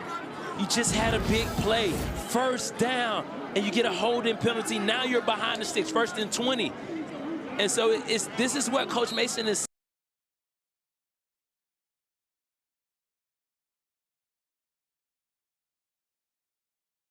In the win against Nevada, had a turnover on downs, penalties. Butler out of the backfield trying to pick up some lost yardage. Takes it to the far sideline, gets it back close to the original line of scrimmage. And when you look at that play, that's a great pickup, 7-8 yards. But when you're 1st and 20, you're still behind the sticks. And that'll take us to the 2-minute timeout. Middle Tennessee on the march on a 8-play, 42-yard drive, knocking on the door, trying to take the lead here at home. You'll always win.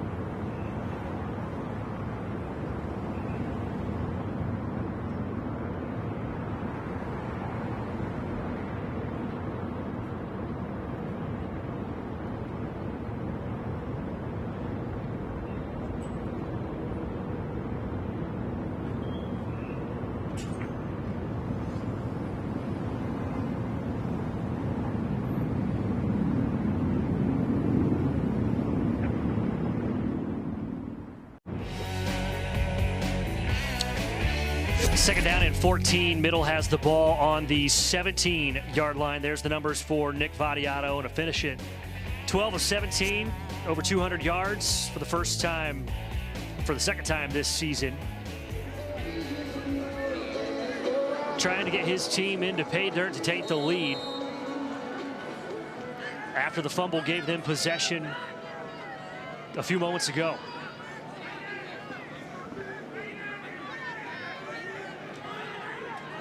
Vadiato under center. Butler to throw.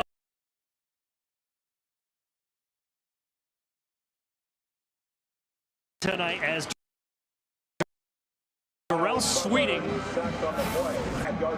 But the thing is, I know it's hard to explain. I was trying to let him finish his thought out there. But you run trick plays off of success. Yeah.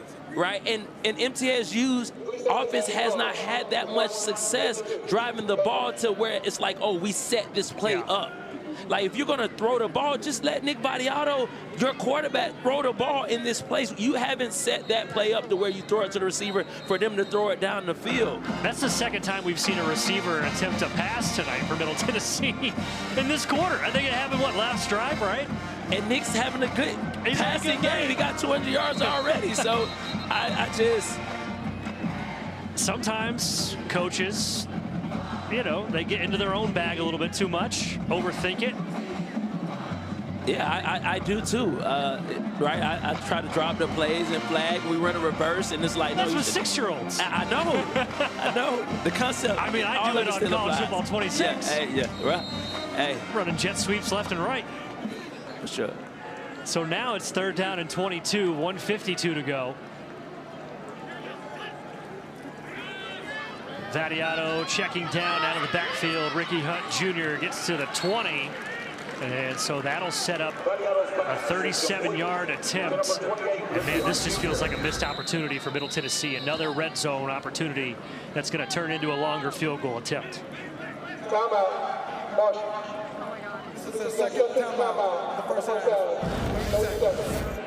This is definitely a win for Marshall. Yeah.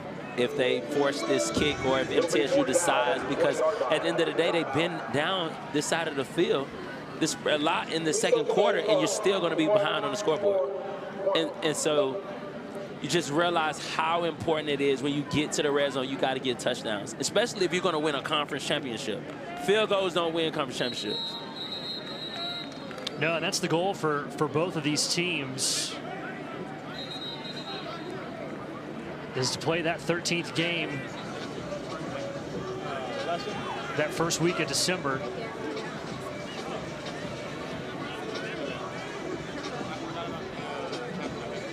So Jacob Hathaway already made one from 50 earlier tonight. This one from 37.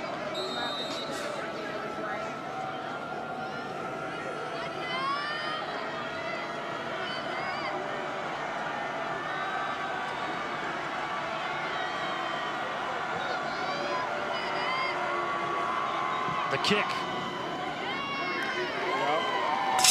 And Hathaway 2 for 2 on the night, but Middle Tennessee still trails by 1 after a 10-play, 45-yard drive. An 11-play, 45-yard drive takes 5:06 off the clock, but it's a bittersweet drive for Middle Tennessee. It is a bittersweet when you know that you didn't really give yourself a chance to get the ball in the end zone. And first down, first and goal, you get a penalty. Now you're behind the sticks, first and 20. Then you try a trick play that was a disaster as far as the executing the play. So it's just like, hey, yeah, you got the 3 points and you're great, but you've been out here twice and only got 6 points, and you're still behind on the scoreboard. So I know Coach Mason, he just knows that, man, they have to do better in the red zone, and that's what he's talked about this whole week when we got the chance to speak with him.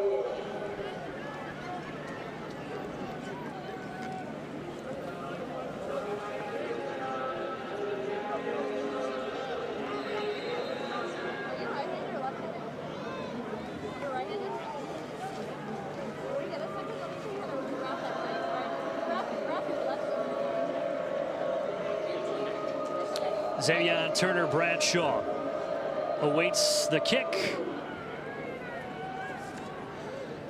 And Ashton Logan has another touchback. And so Marshall takes over, 1:37 to go on the 25-yard line. But hey, as we've seen, this Marshall offense does really well with tempo. They do really well with tempo, and I think just the playbook is wide open for Coach Smith. When you talk about you have timeouts, you're able to have success in the air and on the ground. So I don't think anything is off limits for Coach Smith and his Marshall offense on this drive.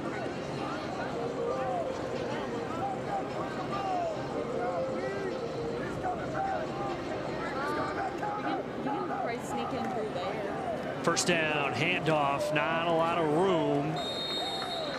And with only one timeout remaining, Marshall content to hand the ball off to Justin Williams-Thomas.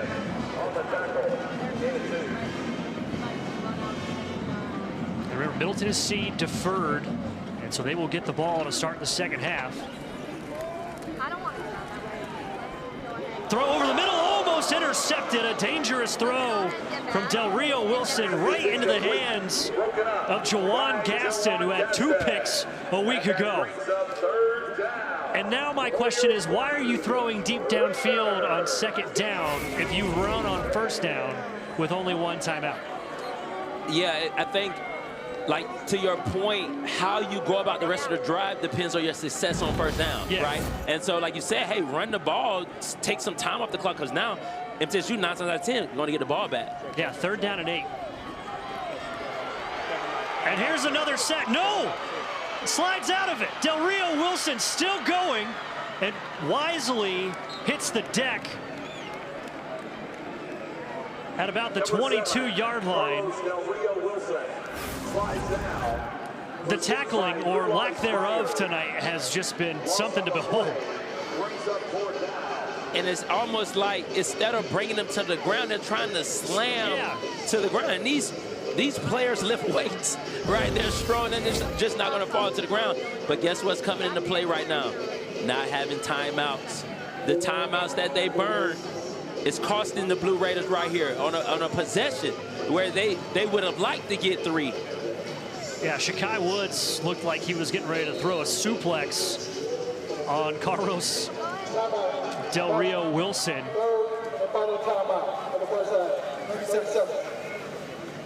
So now Marshall will use their final timeout with 14 seconds left. Middle has none.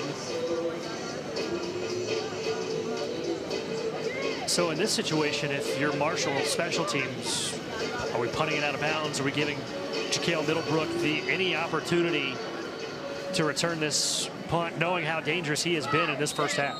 I think you definitely are going to, you're probably going to try to directional punt it, maybe not straight to him, but you want it to be in bounds because you want some time to be able, him to have to recover it, some time to be able to run off the clock because you don't want to go straight out of bounds and then they got a Hail Mary type thing. So, but like you said, he is a weapon back there. So you don't just want to kick it directly to him, and you definitely don't want it to be on the line drive. Totten, the lefty, sends it towards Middle Tennessee's sideline, takes a nice Marshall bounce, and that'll roll off about 13 seconds. Might be 1 second left on the clock. Nope. So that punt took 14 seconds and takes us to the break. And despite the 2.5-hour delay, an unbelievably exciting first half, especially if you like offense. Man, we getting our money's worth right there. They knew, man, they had to come out and play amazing after 2-hour delay, man, and that's what they did. I think we got a great second half in store for us, man. A lot of points ahead. More than 530 yards of total offense in the first half between a couple of teams that don't score a whole lot, at least so far this year, but trends are made to be broken here tonight in Murfreesboro as we will step aside. It will be an abbreviated halftime, 16 minutes, but we are waiting actually for Justin Beasley to catch up. And let's send it down to JB. Coach, observations from that first half. Yeah, defensively right now we're playing horrible. We're playing soft in covers. We're not tackling well, just shooting ourselves in the foot. Offensively, we got some momentum, and then bad turnover by us. That was not very smart on our part with that play call. So we'll get that stuff fixed at the half, and we're in a battle. We got 30 more minutes.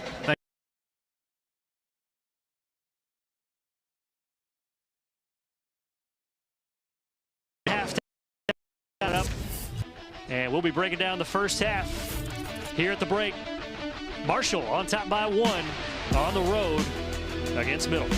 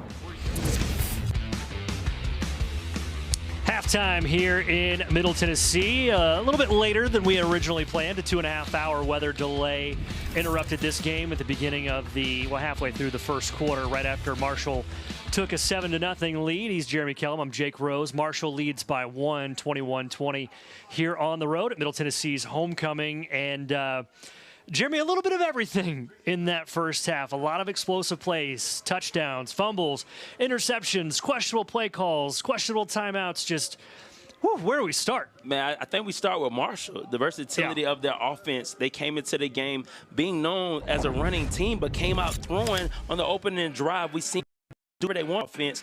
being able to throw efficiently, run effectively, and be able to put points on the board. And then they got a little too fancy and try to do a trickery play, allow the Blue Raiders to get some momentum. And then we look at the Blue Raiders doing kind of the same thing, explosive plays, but then questionable play calls, and then the penalties, shooting themselves in the foot, and then just putting them behind on the scoreboard right now by 1 point.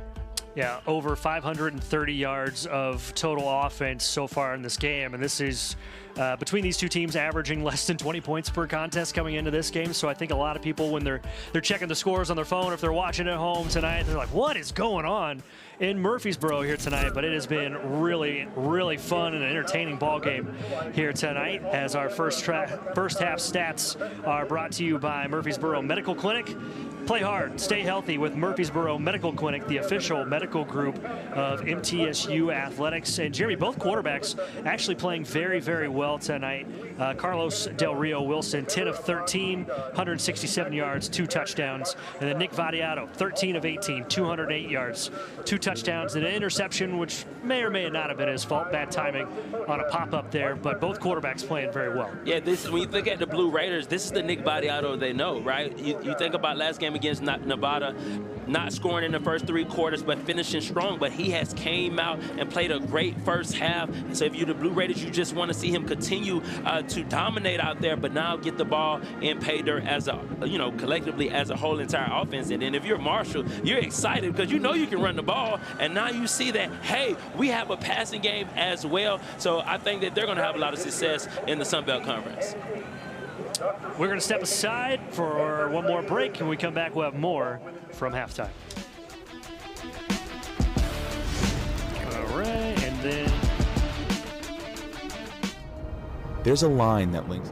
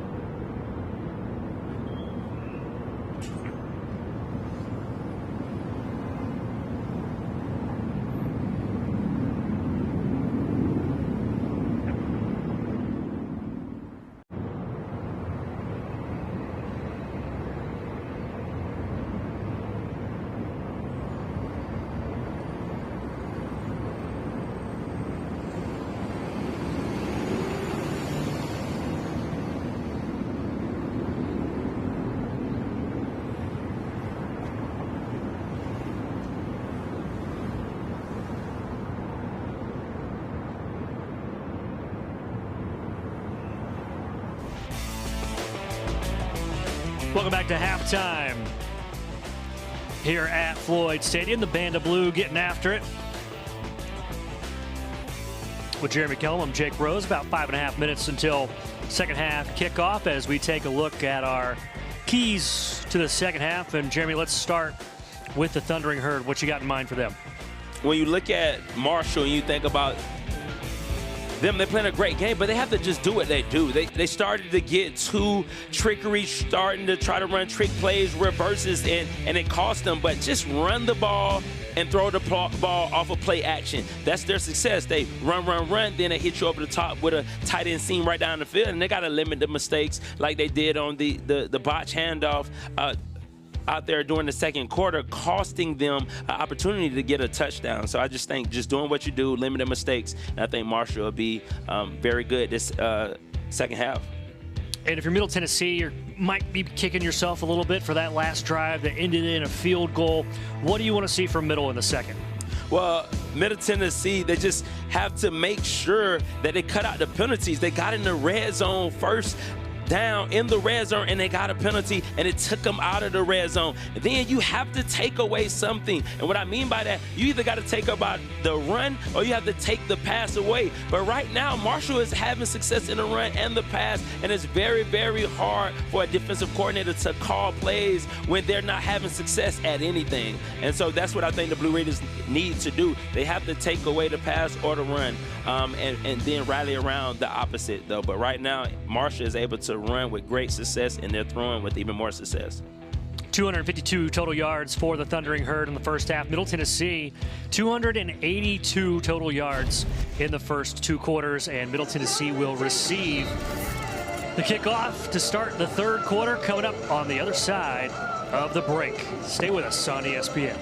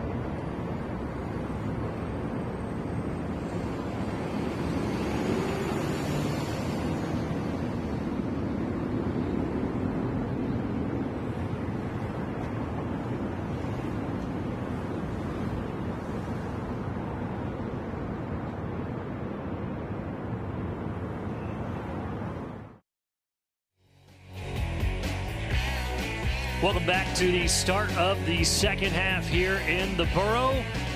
Middle will receive the second half, trailing by 1 on their own home turf. Both teams trying to make it 2 wins in a row after starting 0-2. Conference play starts for both next week. On the road, Marshall at Louisiana, Middle Tennessee against Kennesaw State, one of the newer members of Conference USA, joining last year. As Lorcan Quinn is set to boot it away for the Thundering Herd. Juwan Gaston and DJ Taylor back for Middle Tennessee.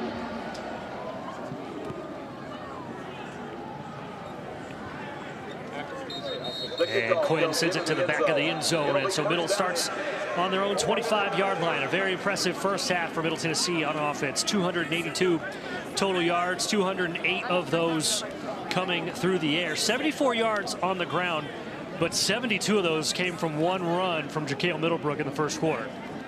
Yeah, I think that if you're MTSU, you definitely want to have more success in the run game. You have the big plays in the run game, but you want to be able to establish the run consistently, because that opens up the play action pass, because you're going to have safeties, you're going to have linebackers starting to try to cheat up to stop the run, and then that's when you can hit them over the top. But we'll see if the Blue Raiders are able to establish that consistency in the run game, starting with this drive.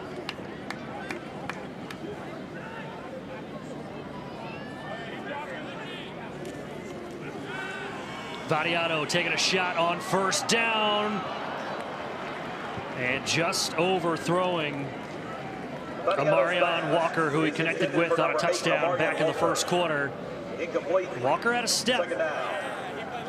Yes, he did have a step. I believe Vadiato wished he could get that one back and put a little bit more air up under that one to allow him to be able to run up under the ball. But 2nd and 10 now for the Raiders, man.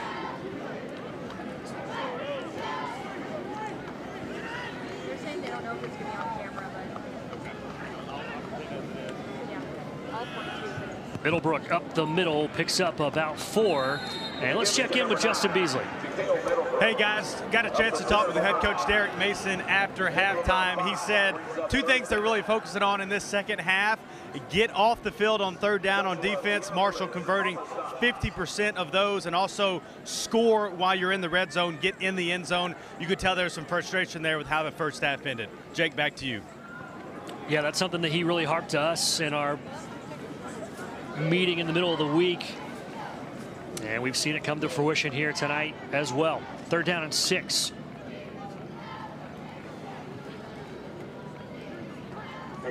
Marshall backs out of the blitz.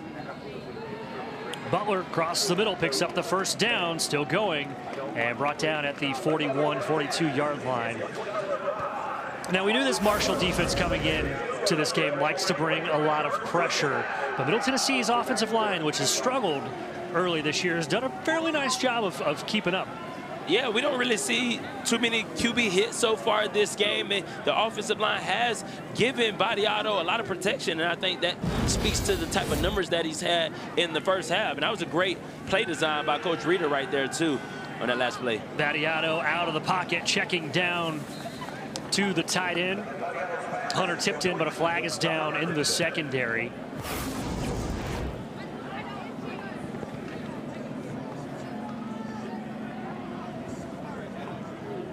Had a couple flags picked up tonight, as this flag has started some discussion as well. Defense, number 3. 10-yard penalty from the previous spot, automatic. First down. That's the former Blue Raider and current Thundering Herd captain Marvay Myers giving his former team a first down. And that's the break that the Blue Raiders might need right there. They're moving the ball, but then being able to get some free yardage on a penalty by Marshall is something that also boosts your offense.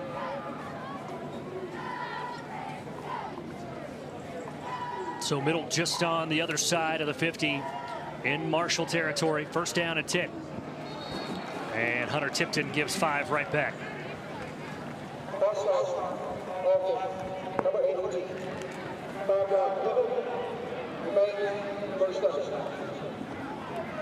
Picked up 7 on the catch on the previous play. He had good form coming out of his stance, at least. Yeah, he did, but I know Coach Mason over there is hot right now. Putting them behind the sticks.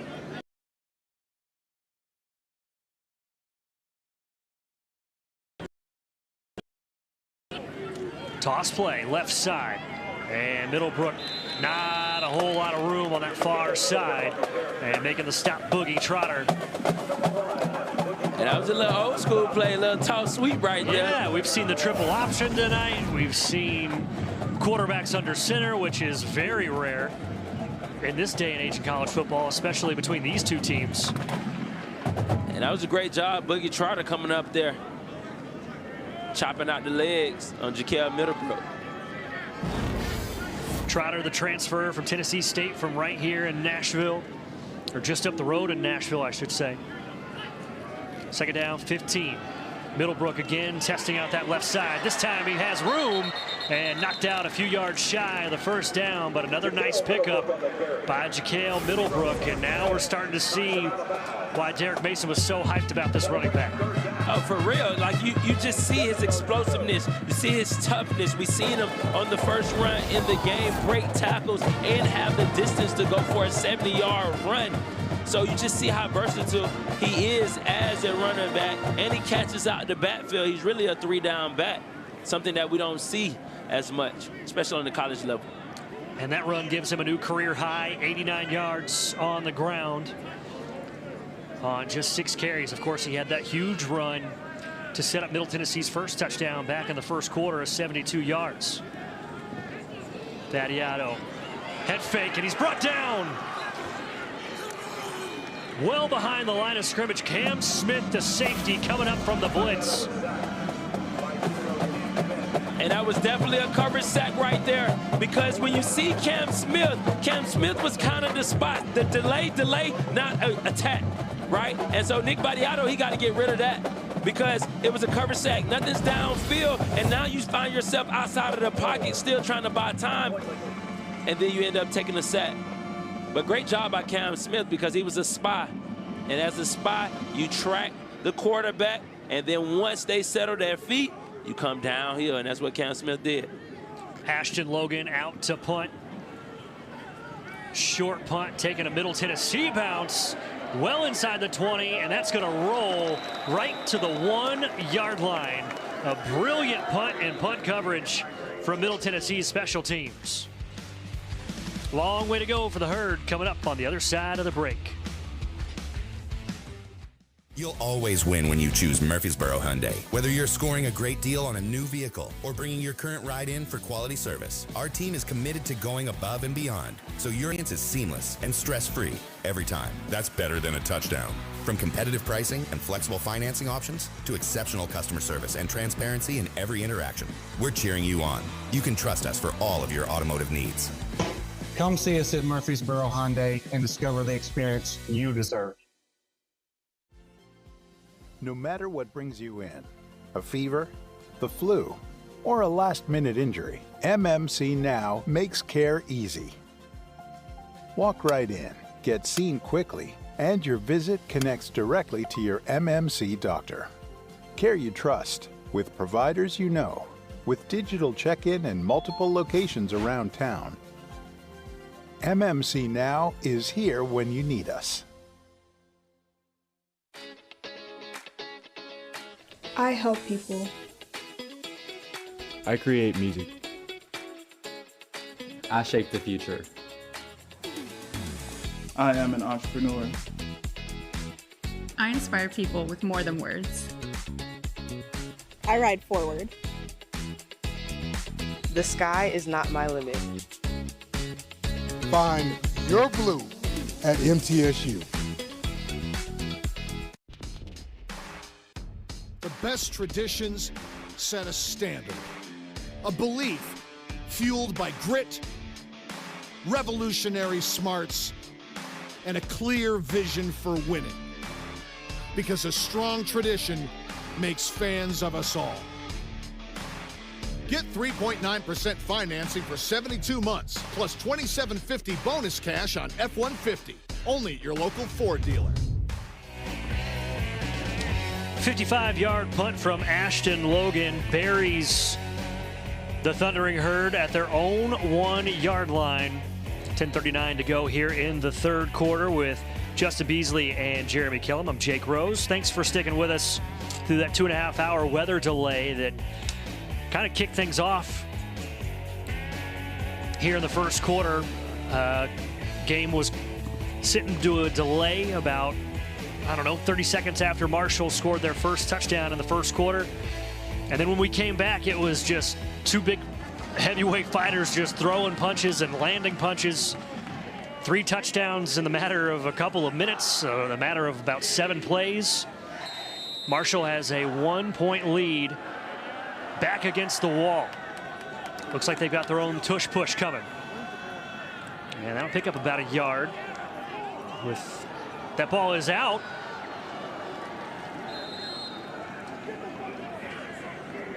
DeAndre Tamarez picked it up and ran with it. The whistle never blew.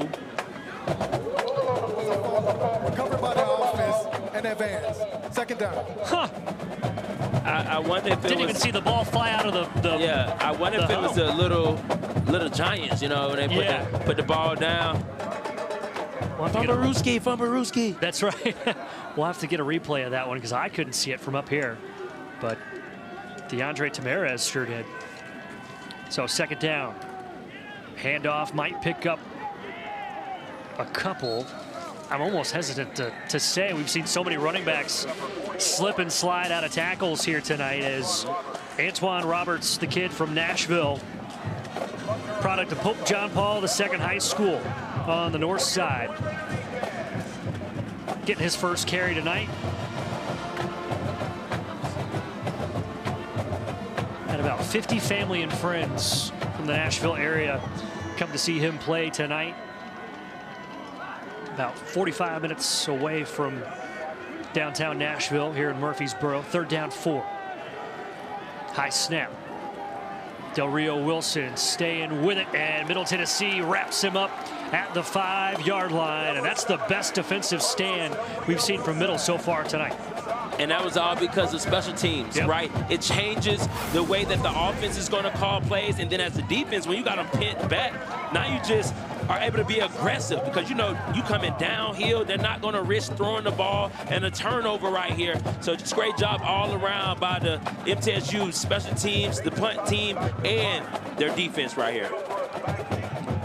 Nathan Totten, one of the busiest punters in college football so far this season, out for his 4th kick tonight. He's averaging 50 yards per kick. Middle brings the heat, but Totten booms one to the other side of the field, and another flag coming in.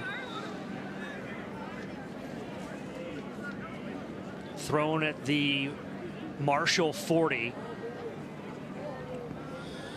And we'll have to check in with Trennis Livingston, our referee.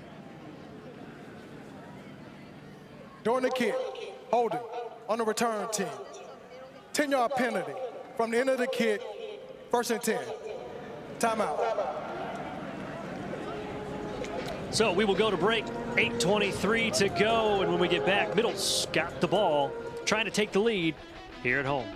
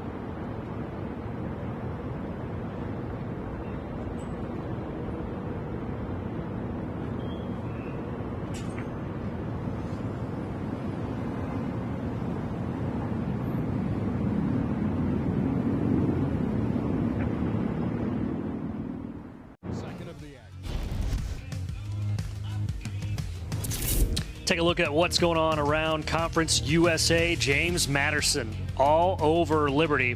It's kind of ironic when you think about it a little bit. James Madison, Liberty, father of the Constitution, whatnot. Missouri State hanging up 42 points. Quick pass, far sideline. Amarion Walker, a lot of room. And a huge pickup, another explosive play from this Middle Tennessee offense. Yes, and another explosive play by Walker. He's electric in space. You just get into him and let him do the rest of the work. And this is what you see. Little eye candy, little play action, RPO, but getting it right to Walker. And Walker knows exactly what to do. Pickup of 26. Second catch for Walker tonight, 67 yards and a touchdown. Middle, a tight formation. And Ricky Hunt, well, pick up a few on first down. But those are the kind of positive plays that you want to see on first down, even if it's just a couple yards, a few yards, because that'll set up a lot more options for second down. Yes, it does. Like now you're talking about a 2nd and 6. You feel a little bit more comfortable maybe. Hey, we can throw the ball. Oh, maybe run again, get 2 or 3 more yards. Now you got a 3rd and 3. And now your whole playbook is open opposed to a 2nd and 9 or 2nd and 10. Middle, 33 plays, averaging just under 10 yards per play.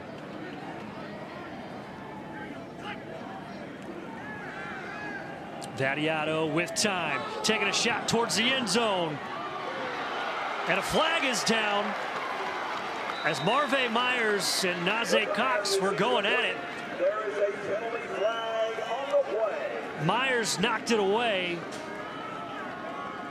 Actually, that's defense, number 3.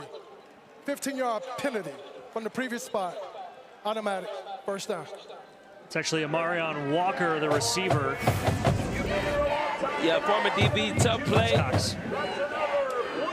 I can see why they got him on the PI right there. It was the right arm as Cox is trying to elevate up. The right arm is kind of holding Cox down. So you got to call that play right there, that penalty. 6th penalty against Marshall. Vadiato on first down, and another miscommunication this time. Was looking for Kason Stokes, the redshirt freshman transfer from UCF. And I think I can kind of see the philosophy. It's like, hey, we're down here. We got maybe a down to waste potentially, but I still think you run the ball right there and get maybe 3, 4 yards and set yourself up a little bit better than a 2nd and 10, though. 2nd and 10 from the 26. Butler in motion now in the backfield. Vadiato, Middlebrook out of the backfield, still going inside the 5. And a nice misdirection called there from Bodie Reeder, the offensive coordinator. Yes, he did. Great dial up right here. Got a running back seeming like he's just running a play fake, but he's coming out the backfield for a wheel. And that's what we talk about. Jaquel Middlebrook, a 3-down back. He can block, he can run for pass, run the ball. Hey, caught the ball right there for a first down. And how about the throw from Vadiato, just getting it over the outstretched paw of Jabril Alameen, the linebacker for Marshall. That's the touch you learn from the Manning camp. 1st and goal from the 3. Vadiato on the keep at the goal line, pushing forward, touchdown. Middle in front for the first time tonight.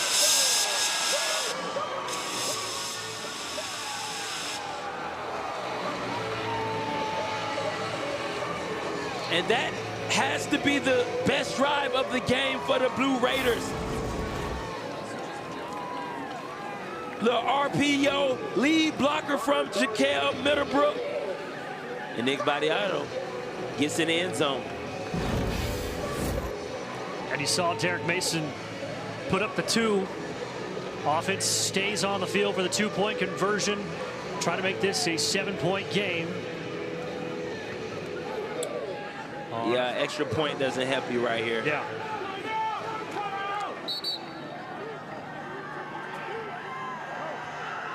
and now Middle. Oh, Derek Mason. Not happy with the officiating crew, was asking for the timeout. And he is hot.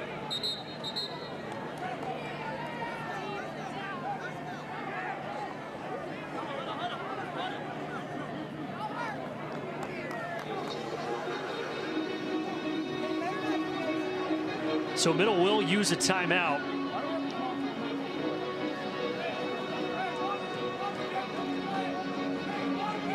As he's talking it over with the referee, Trennis Livingston.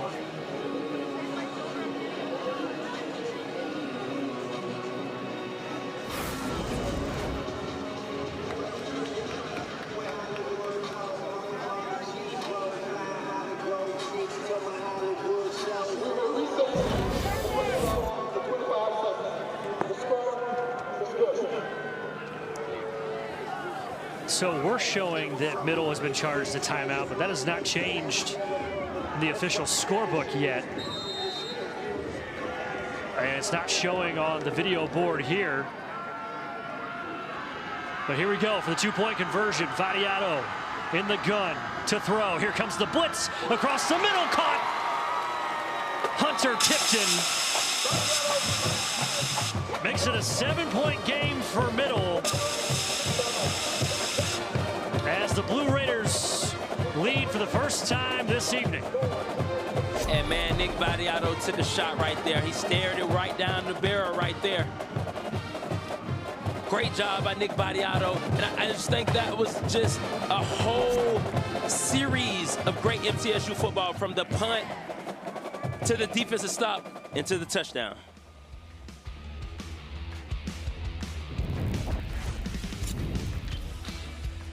Here in McMinnville, Tennessee. I'm very passionate about the hay because that's how I take care of my cows. So I farm here with my dad. We raise primarily corn, soybeans, and wheat. By having that in my background and knowing what the customer expects, I know how to cater to the customer. We're here to provide solutions for our customers. Going through some of those challenging experiences help you understand maybe the position they're coming from. If you're happy and you know it, clap your hands. If you're happy and you know it, clap your hands. If you're happy and you know it, then your face will surely show it. If you're happy and you know it, clap your hands. When you see the happy face on our truck, Killer! You'll be smiling cause you know that you're in luck. Killer! When you're fixed up and you know it, Hiller solved it like you hoped it. If you're happy and you know it, shout it out. Hiller!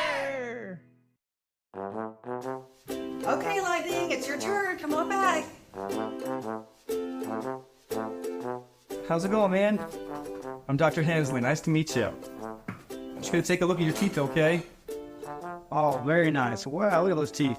Those look great, Lightning. I don't see any cavities in there. All right, Lightning, no cavities. You're good for today. Here's your bag.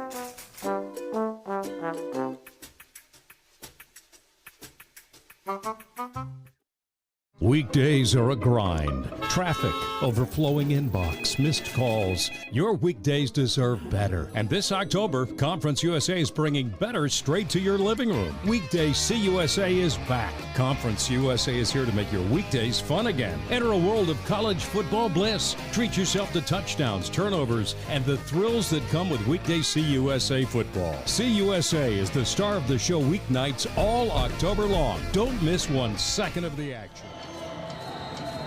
5 plays, 67 yards, 2.5 minutes gone. Nick Vadiato from 3 yards out. Tack on the 2-point conversion to Hunter Tipton, and Middle Tennessee has a 7-point lead here tonight.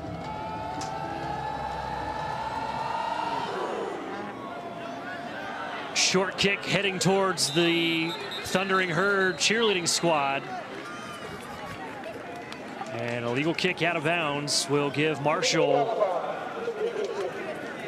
place at the 35-yard line. First and 10. Decent field position, and just as you were going to break, you were saying, hey, this is the best few minutes that Middle has put together tonight, starting with that punt, the great defensive stop, and then they put together a nice scoring drive, and then they're giving something away.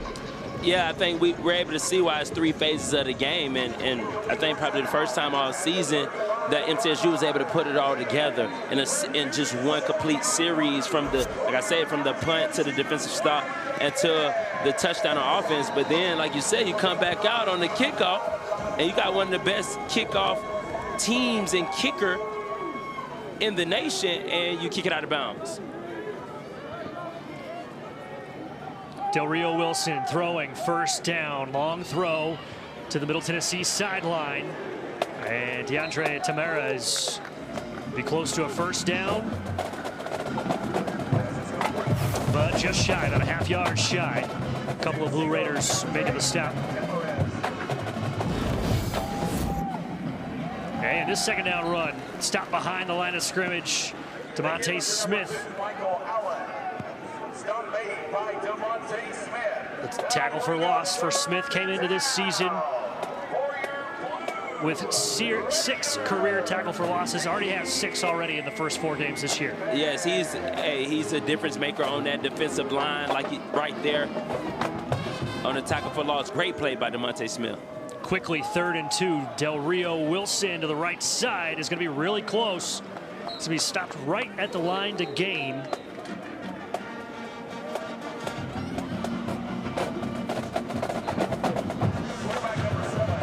And I know they picked up the first down, but that was a great job by Parker Hughes, though, filling the gap. And Del Rio Wilson is limping towards the Marshall sideline. And Ja'Kai Long, the redshirt freshman who won the starting job out of fall camp, will get his first snaps here tonight. He played in the 3rd quarter last week against Eastern Kentucky. Threw just 5 passes, but had 10 carries for 50 yards. And he's going to hand off. First play, Floyd Lacey. And he's going to be close to a first down. And that's the first time that we've called Floyd's name in a long time. Yeah, I think the first quarter was his, just explosive plays, but then MTSU was able to calm him down, and maybe the play calls weren't designed for him, but I think you got to get Floyd Lacey the ball. That's one of your big-time playmakers. Lacey, one of the transfers from Jacksonville State, coming over with offensive coordinator Rod Smith, as Middle Tennessee's front 4 has done a great job of clogging up the middle the last couple of drives. And I wonder with the new quarterback in, if Coach Stewart really focuses on shutting down the run and putting the ball in Ja'Kai Long's hands to see if he can beat them through the air. Yeah, because the scouting report of the 3 quarterbacks that have played so far this year for Marshall is that Ja'Kai Long's the best thrower. He's hit as he throws here. Ball is out.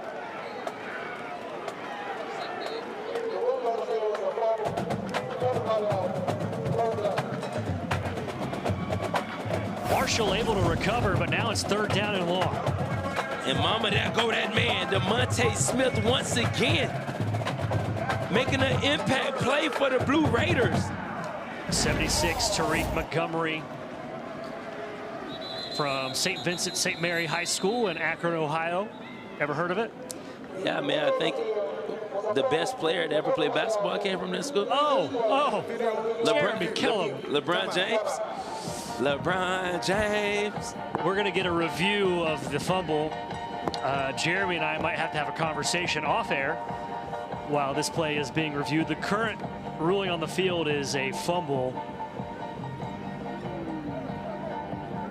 But DeMonte Smith coming through, and we grew up in the same era, though. I know, that's why we kind of Jordan. Yeah. Why are you? I just sighing and I mean, I think I don't know. It's what are we defining the best as? Is it rings? Jordan doesn't have the most rings. Is it points?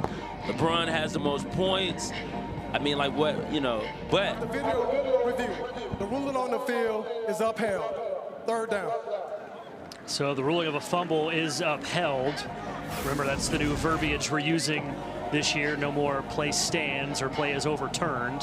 So DeMonte Smith will be credited with a forced fumble, and he's been wrecking havoc on this drive. We'll talk about this in between breaks. That's Hey, big 3rd down right here, though. Carlos Del Rio Wilson back in the ball game for this critical 3rd and 14. Ball on the 49. Empty set. Quick pass. Floyd Lacey in the flat. And he'll get to the 40-yard line.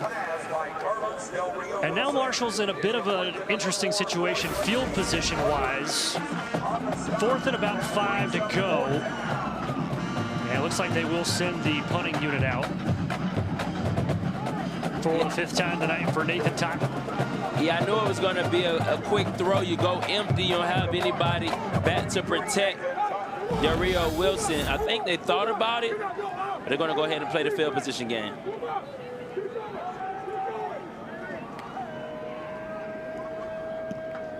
Middle doesn't even have anybody back to return the punt, as this is a high sky kick, perfectly placed down at the 2-yard line. Xavion Turner Bradshaw making the special teams play on the other end, and we've seen some really nice punts tonight from both punters. As now Middle Tennessee will have their work cut out for them. They're going to have to go the length of the field to score. And so now I'm very interested to see what Marshall's defensive coordinator, Shannon Morrison, draws up, because as we've seen, there's a flag down. Number 58 of the defense. 15 yards from the previous spot, automatic first down.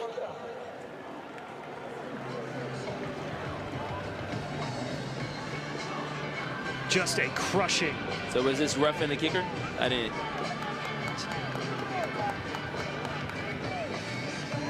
Crushing penalty keeps the drive alive for Marshall.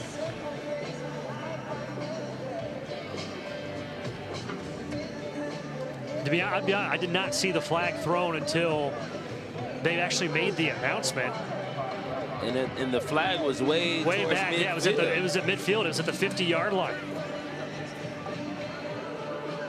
So this gives Marshall the ball on the 25.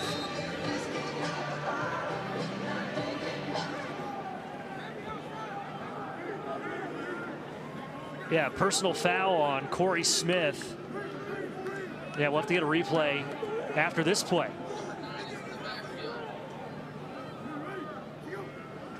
High snap. Del Rio Wilson keeps right side, picks up about 5 inside the 20, and now Marshall is in the red zone as we take another look at the penalty.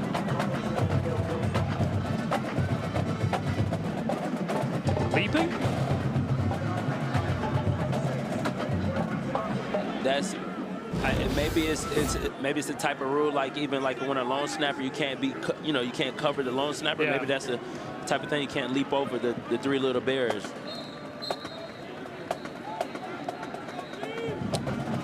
Williams-Thomas tripped up, and that'll bring up 3rd down. But either way, just another crushing penalty. Both teams tonight have committed some really head-scratching penalties in crucial situations. And you see why both teams, right, they come in 1 and 2. You see some of the things that make them great. You see some of the things that hold them back, and it's the uncostly or untimely costly penalties. Del Rio Wilson changing things at the line, middle, bringing some pressure. Del Rio Wilson going to keep it, going to get inside the 15, and good enough for a 1st down. So number 7 calling his own number on 3rd down will move the sticks.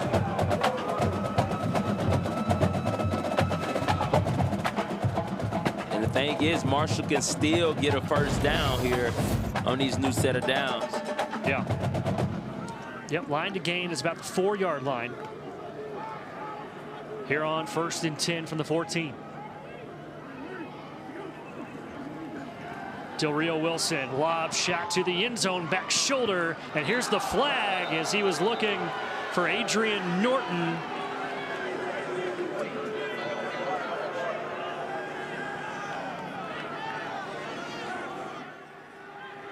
Pass interference, defense, number 25. The foul occurred in the end zone. The ball be placed at the 2-yard line. 1st and go. That's Jackson Lowe, the redshirt freshman from Brentwood, Tennessee. Take another look.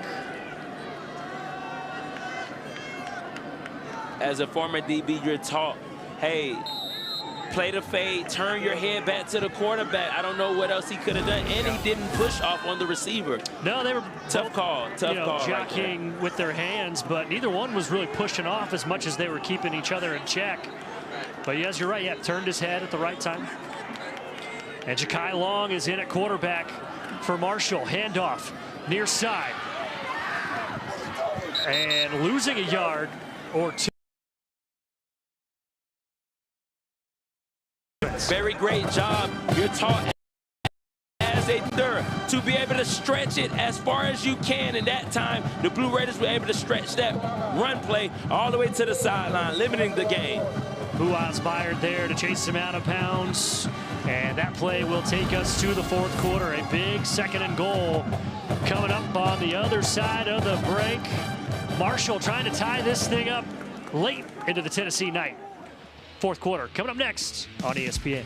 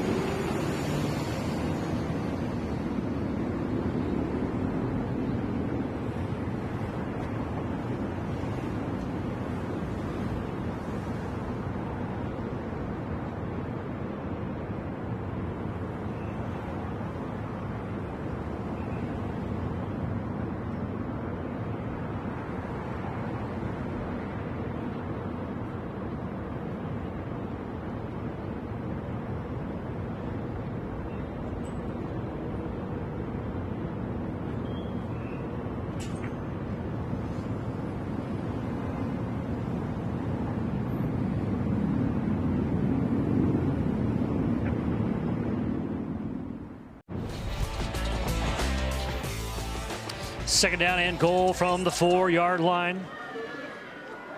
Carlos Del Rio Wilson to throw. In the flat, has his tight end. Touchdown, Toby Payne. Second touchdown tonight for the kid from Poco, West Virginia. And great job by the Thundering Herd being able to capitalize on the Blue Raider mistakes and getting the pay dirt. Extra point away from tying this game. Just an absolutely crushing personal foul penalty against Middle Tennessee on the punt that would have buried the Thundering Herd.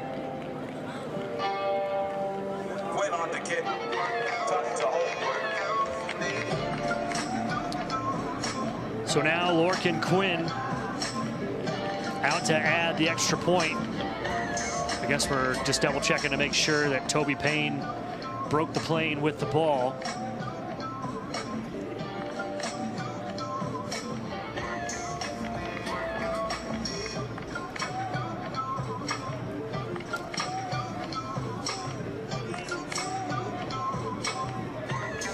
And here we go. For the tie.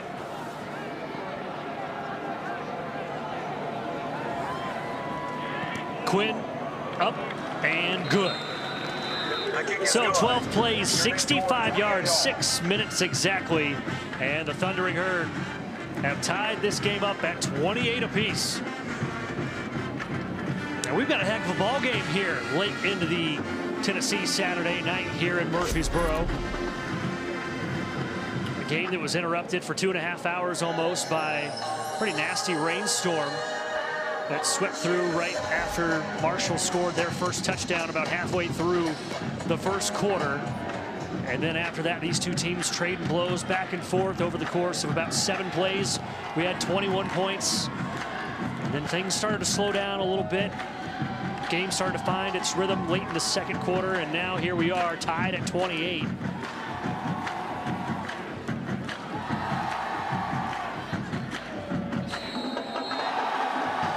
Juwan Gaston deep for Middle Tennessee. As Quinn will send it away. And Gaston lets it bounce. And Middle will start at the 25-yard line. All right, so if you're Middle Tennessee, you just have this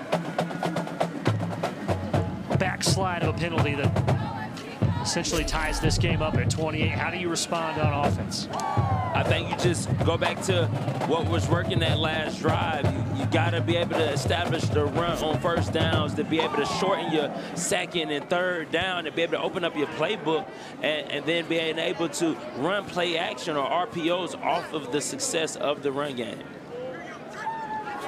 1st and 10, low snap. Middlebrook trying to slide through that front line, just gets wrapped up. Cam Smith finally brought him down.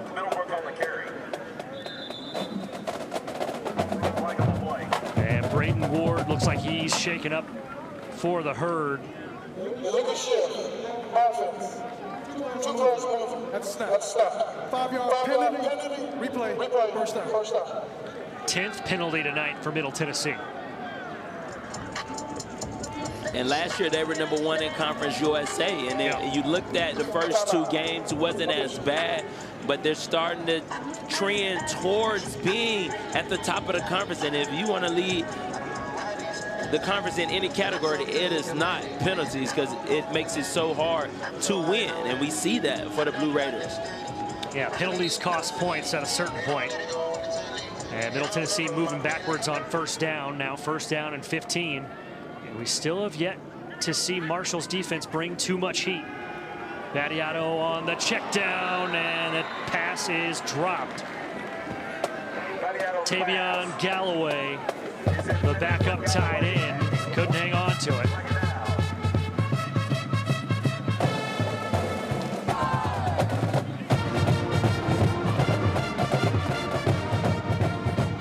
So now 2nd down and 15. Middle Tennessee behind the sticks here in the 4th quarter.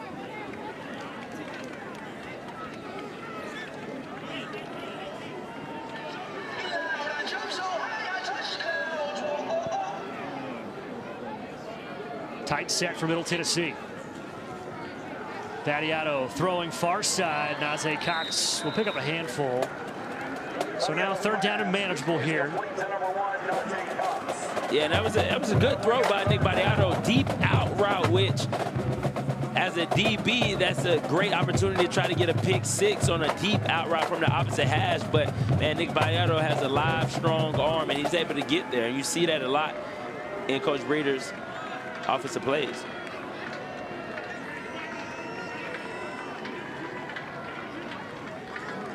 See on the far sideline, if our camera just would miss it, we've got the placards for Marshall to give the defensive signals. Is Battiato underneath Middlebrook flag is down. Middlebrook has the first down, but we'll have to check the flag. But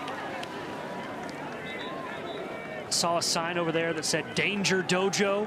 One of the calls for 72 offense. 10-yard penalty from the previous spot. Third down. That's Jacob Otts, the transfer from Rhode Island, but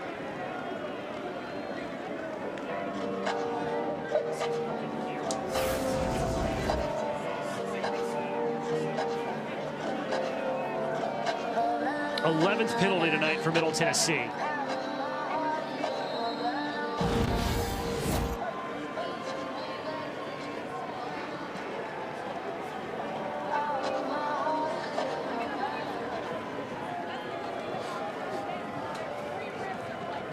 So third down, 18.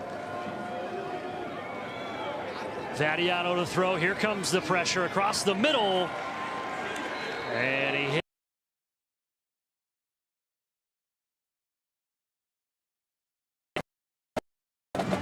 As middle goes 3 and out.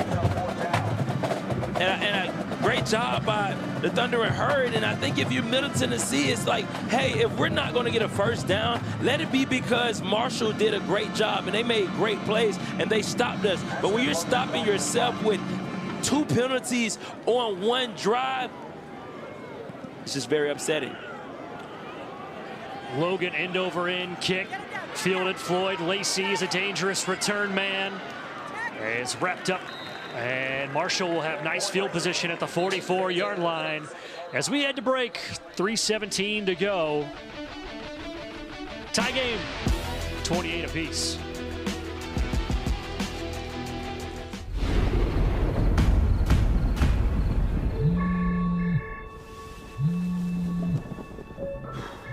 Well, yeah, I'll be right there.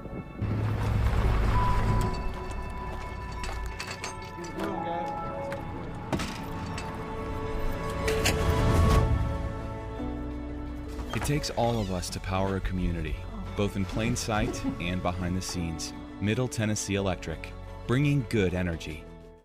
Here's a twist on your typical banking options. What if instead of choosing between a big bank or a small bank, you had one bank that's the best of both? That's First Horizon. Big bank muscle with small bank hustle. Big bank convenience and small bank connection. When the best of big meets the best of small, you get it all.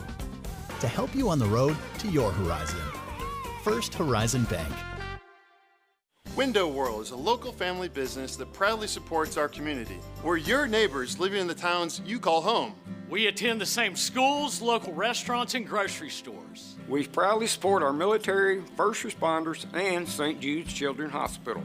We're local professionals and craftsmen dedicated to creating curb appeal and energy savings one local home at a time. We are Window World, supporting your community because it's our community. What do I love about Marshall?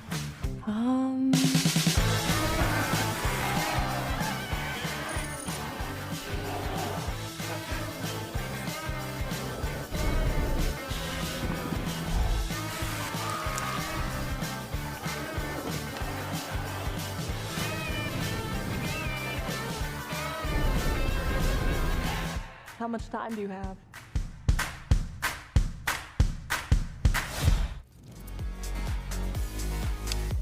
Get all of ESPN college football all in one place with the all-new ESPN app. Unlock with the ESPN Unlimited plan or log in with your TV provider. Marshall takes over 1st and 10 on their own 44-yard line. Game is tied at 28 apiece, 13-17 to go as we are 10 minutes away from midnight Eastern time. Screen pass out of the backfield. Mike Allen picks up 7. And a positive play on first down for Marshall as the Thundering Herds offense starting to find their rhythm again here in the 4th.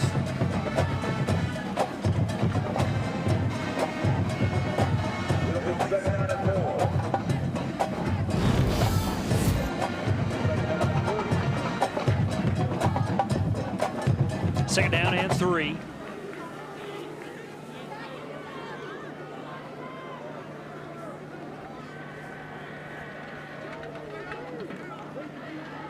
Del Rio Wilson checking with the sideline, now changing things up with his offensive line.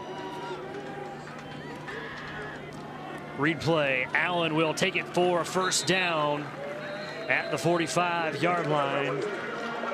So a good change-up called at the line there from the Marshall offense. And I think we talked about keys to the second half is like, do what you do. You're a running team. You have shown that you can throw the ball, but you don't have to get fancy. Just run straight downhill, and 2 runs equals the first down for the Thunder Herd right here on this drive. Del Rio Wilson, first down, clean pocket, taking a shot downfield and almost coming down with a one-handed grab, at least getting a paw on it, was Adrian Norton. And you see right here, low running stride for stride, receiver able to get an inside release. And like you said, almost came down with one hand. But great coverage, though, by the Blue Raiders. Just another kid from Akron, Adrian Norton, transfer, the former Zip from Huber Heights. Still on his feet. Floyd Lacey has just been an absolute beast tonight. Almost untackleable, if that's a word. Flag is down at the 35-yard line. But those feet just don't stop moving. Number 81, 10-yard penalty from the spot of the foul. Replay, second down. So there's now about 160 yards worth of penalties in this game, more than 100 coming from Middle Tennessee. And you can just see that we talked about it, how Lacey played running back as well. The moment he get the ball in his hand, he turns into a running back, breaking multiple tackles right there. And though it was all for naught, but it was an exciting play right there. And they need to get the ball in his hands more. That's got to be so fun as an offensive coordinator, knowing that you've got a guy like that. You can line up anywhere. Del Rio Wilson stepping up in the pocket and getting right to the sticks.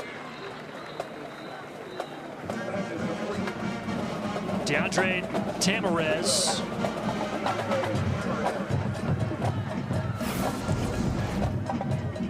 And I'm almost thinking that Coach Gibson was really just toying with us, saying that they were staying away from throwing, because you got a 2nd and 11 and you run a dig route and he throws on the rope. Like, it's crazy, man, that they stand away from the pass. Kind of makes you wonder, since that game was in hand pretty early last week against Eastern Kentucky. Here comes the blitz. Marshall runs right at it. Mike Allen picking up a first down.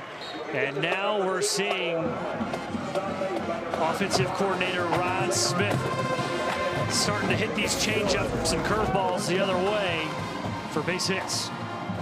Yeah, Rod Smith is in a rhythm right now. He's seeing it that, hey, right now the Blue Raiders have no answer for me on the ground and in the air. So he's just going back and forth between the two and having success either way.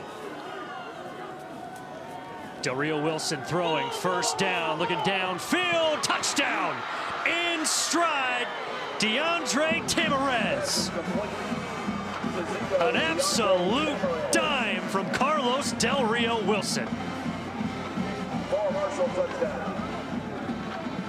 And they tell you, if you are a DB and you're playing press coverage, you got to get hands on the receiver. Free release down here for DeAndre, and straight go route. And what a throw by Carlos Del Rio Wilson right there. Dropping it in the bucket. And on a line. Not a lot of air under that ball. But it's 24 yards to Tamarez as he has his first career touchdown catch tonight. The transfer from FCS Western Carolina, as Lorcan Quinn makes it 14 straight for Marshall, and now they have a 7-point lead. And it just goes back to the penalties, man. Marshall on top, a 14-point swing for the Herd.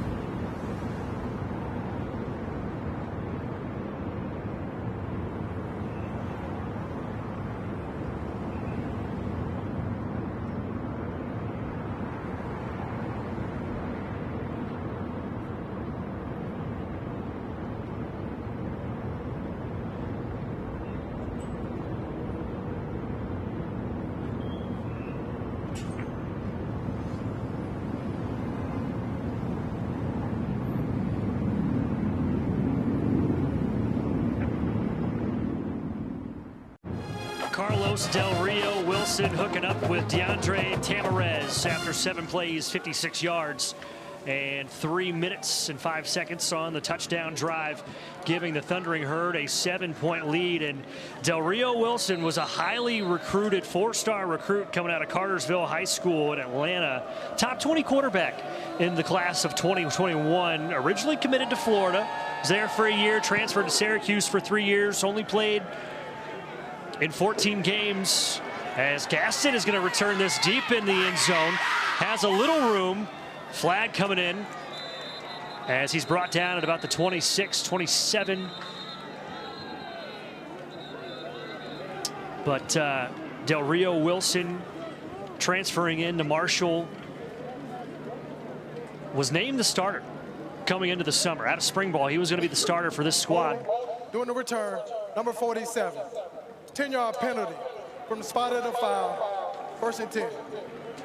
And that's at least the 4th or 5th penalty just on special teams for Middle Tennessee.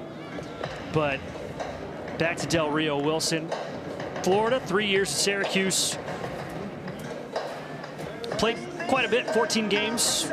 Started a couple for the Orange. And found a home here at Marshall. And as I said, in the summertime, they were thinking, hey, this is going to be our guy. Got beat out in fall camp by Ja'Kai Long. Like flat out, Ja'Kai Long dominated in fall camp, earned the starting job. And it's been a quarterback carousel since. Del Rio Wilson started last week. Led his squad to a win, and he's been excellent here tonight as well. Vadiato looking downfield, middle looking for a flag.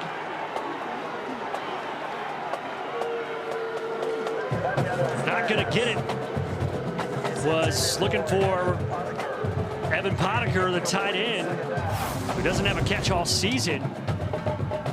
And Cam Smith in on the coverage. Might have just beat him to the spot. Yeah, you got away with a little tug on that back shoulder, but sometimes depending on where the ref is standing, they'll never see it. And so he got away with it, but great job. Great play by Cam Smith with the seatbelt action at the end. All about the seatbelt. 2nd and 10. Vadiato over the middle. And here comes the flag as he was looking for Amarion Walker. And now Marshall's upset about the flag. And so on this one, I don't think Marvay was as fortunate. As there's a shaken up Thundering Herd on the turf. That's Cannon Lewis. Defense, number 3. Spot foul with the automatic 1st down. That's another defensive pass interference against Marvay Myers, making his return to Floyd Stadium as Cannon Lewis being helped off the turf, not putting any pressure on that right leg. And Cannon Lewis, one of the kids that is from West Virginia, about 15 miles away from Marshall's campus in Huntington, originally committed to North Carolina State, where he played under head coach Tony Gibson. He's being helped to the sideline, and we will step aside with just under 10 minutes remaining. Here in the 4th quarter, Marshall on top on the road by 7. You'll always win.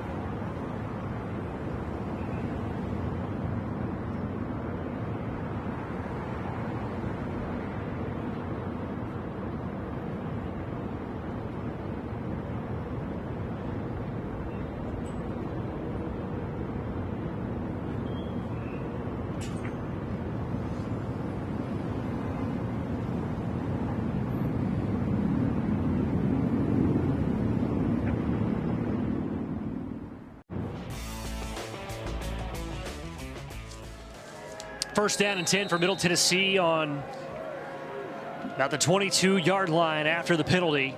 12 penalties, 111 yards for Middle Tennessee tonight. End around, going nowhere. Snuffed out perfectly. Javay Gilmore, the transfer from Mississippi State. And Cam Lacey had nowhere to go. Great job by Gilmore on that. Being able to keep outside leverage. And get a tackle for loss right there for the Thundering Herd. Middle Tennessee's offense has been going backwards the last few drives. Now second down and 15. Vadiato to throw away from the blitz. And the pressure disrupting the timing. Nowhere to go with the throw anyway. And we talked about it early in the game. It was like, hey, we don't really see the pressure getting home or affecting Vadiato, but we're starting to see that now. In this fourth quarter, even though the throws where it's supposed to be touch throws, he's having to drill it or get it out fast because the pressure is already in his face. He's not able to play with timing right now.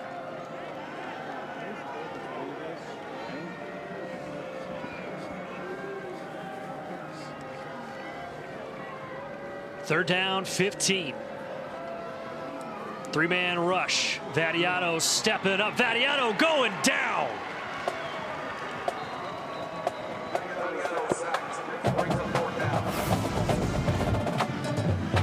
And they get home right here. And that was just a four-man rush right there. No extra blitzes. Man versus man right there up front. And that's Jamal Weiss, the big nose tackle, the transfer from South Carolina, from your neck of the woods down in Miami. Big number 99, 6'4", 305, and he was all force on that play as this high punt is going to be fair caught by Floyd Lacey. And so now Middle's defense has got to get a stop. You got to get a stop. You can't afford to even give up a field goal at this point in time. Yeah. Middle's offense has totally stalled out here in the fourth quarter. The last few drives for Middle Tennessee. Last two drives, 7 plays, -4 yards.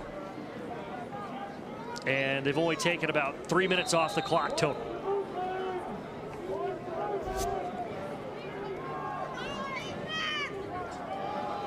First down, Mike Allen, nowhere to go. Good push up front by that Middle Tennessee front line. That was a great job right there by the front four, being able to be stout. DeVonta Smith once again coming up big, beating this man at the line of scrimmage.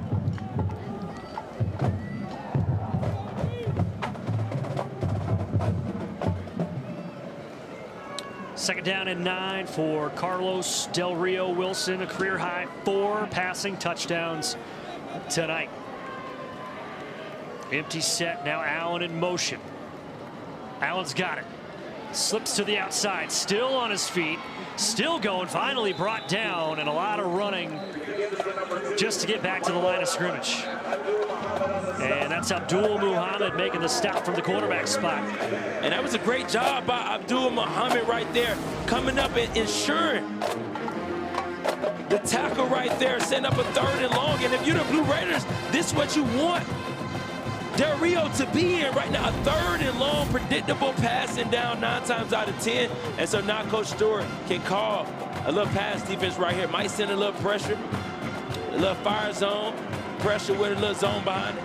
Middle's recorded 3 sacks tonight. Can they put pressure on Del Rio Wilson here? 3rd and 9. Here it comes.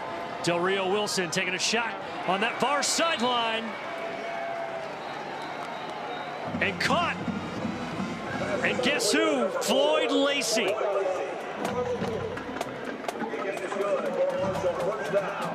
Huge throw and catch. Del Rio Wilson to Lacey, and Marshall working quickly as we are going to get a review as we take another look. Actually, Middle's going to take a timeout. Previous play is on the video Review. Timeout. So, Derek Mason takes a timeout, but we are also getting a review.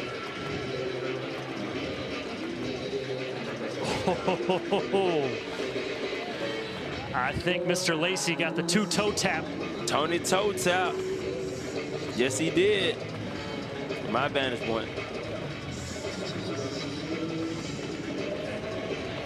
He has been so impressive tonight. The only thing maybe is that right toe. It's hard to tell with his cleats and the sideline. Man. And with the ruling already being a catch, yeah, I don't really see them going back on this one.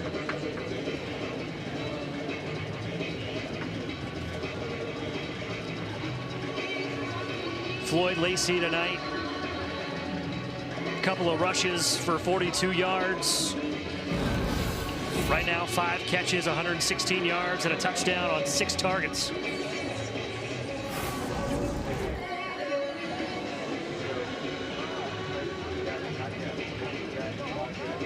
So he's already got a career high in receiving yards if this holds. Currently a 21-yard completion. Review. The ruling on the field is upheld. A catch at the sideline. 1st and 10.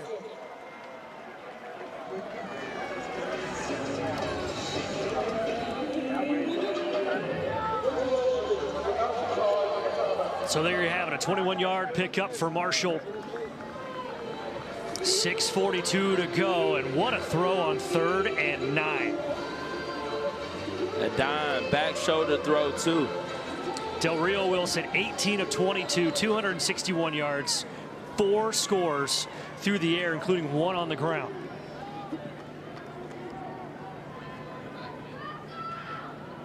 And the clock is absolutely in Marshall's favor, as they are letting this thing go down to the final seconds before they snap. Handoff. Antoine Roberts, he's got room. And the kid from Nashville with an explosive play. And now Marshall knocking on the door. Yeah, and I think Marshall's just gonna keep it on the ground from here on out. Because one, you run out the clock, you kick a field goal, now you go up 2 scores. And probably gonna be under 3 minutes. Roberts from JP2, the same high school as 2-time Indy 500 champion Joseph Newgarden. Running about as fast as Joseph Newgarden right there.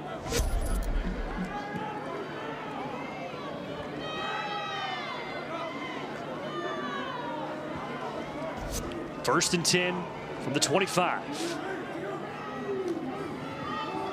They go back to Roberts' left side. He's got space. Turning it upfield, knocked down at the 10-yard line.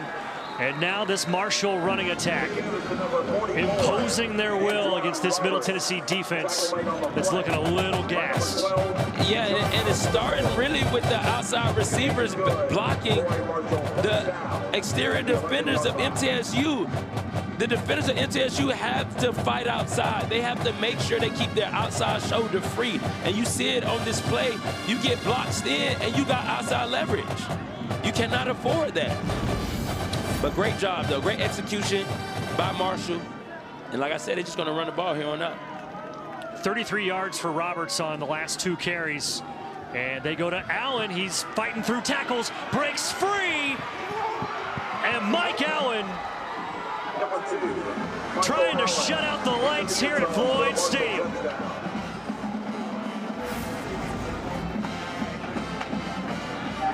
That was a statement drive. You knew Marshall was going to keep the ball on the ground, and yet they still couldn't be stopped.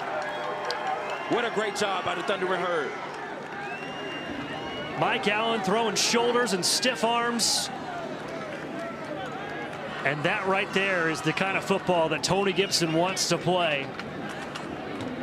Smash mouth. And now it is a 2-score lead with 4:38 to go. Right when Middle had taken the momentum away, here come the Thundering Herd. 20 unanswered points here in the 4th quarter by Marshall. 6 plays, 67 yards, just under 4 minutes on the drive. And the Thundering Herd getting hot, heading into conference play next week.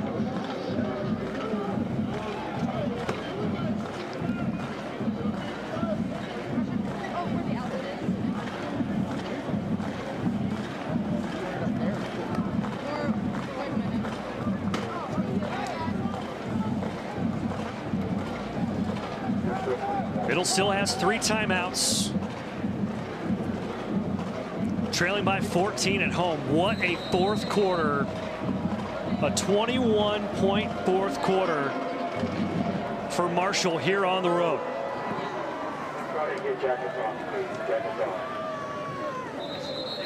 Quinn's kick bounces out of the back of the end zone, and Vadiato and this Middle Tennessee offense. A tough hill to climb with 4:38 to go, 3 timeouts left. But now this offense has to find a tempo that they just have not played with really tonight. And they've been going backwards the last 2 drives, -4 yards. Yeah, I think that what might help them have a little success is that 9 times out of 10, Marshall is going to play coverage and really play the clock. The clock is on their side. They're up 2 touchdowns. And so you don't want to give up anything cheap and deep and keep everything in front of you. So the Blue Raiders may have more success on this drive due to the soft coverage. Vadiato looking downfield, and Butler found a pocket in the zone, and a nice pickup on first down. Pickup of about 19.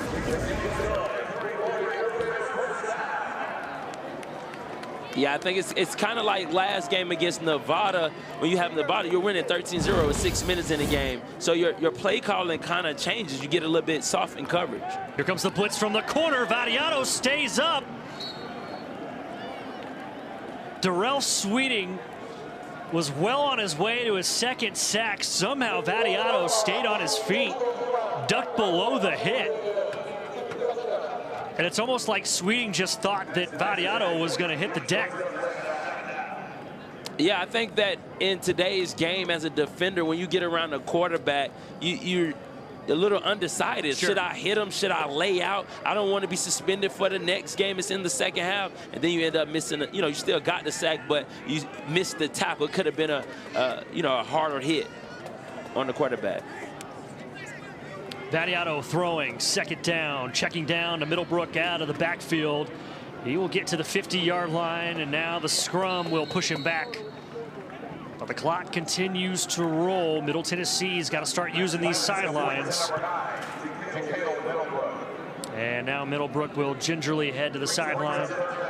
So he's got that left thumb taped. Ricky Hunt Jr. takes his spot in the backfield. 3rd and 2, Vadiato throwing against the blitz. Cox dropped it after the hit from Cam Smith. Hey, this has been Cam.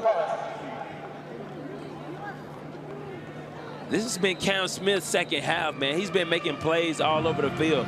And a great hit right there. Be able to dislodge the ball. And this is the 2nd time that Cannon Lewis has been injured in this ball game. Had to be helped off the field last time out.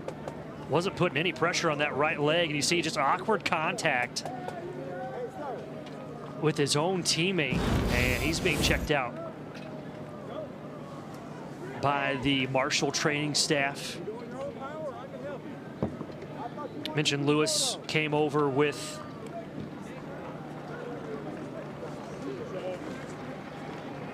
head coach Tony Gibson from North Carolina State, and when we were talking to Tony Gibson earlier in the week, he said, hey man, if I stayed in North Carolina State and was the defensive coordinator forever, I was cool with that. I was set. I loved my life there. I loved working for Coach Dave Dorn. But when this job came open, I knew I couldn't turn it down. I knew it was the perfect fit for me. And why not? He's from small town, Van, West Virginia. Coached at West Virginia a couple of times. He knows how important this Marshall program is.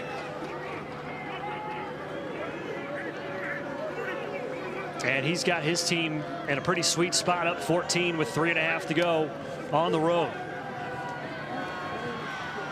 Vadiato out of the pocket, heading towards the sideline, takes a pop. And a big hit coming in from Jaden Johnson, the linebacker from Dunbar, West Virginia. Laying down a little West Virginia lumber.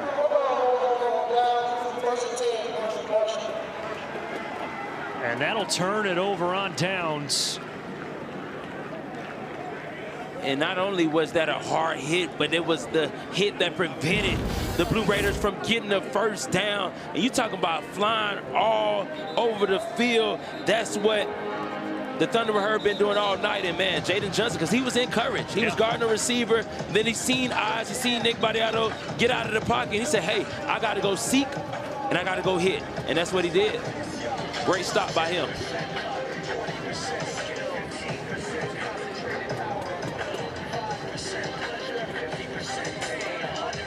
So now Marshall, got to think, going to keep it on the ground, force Middle Tennessee to start burning some timeouts. What an impressive fourth quarter performance by Marshall on both sides of the ball.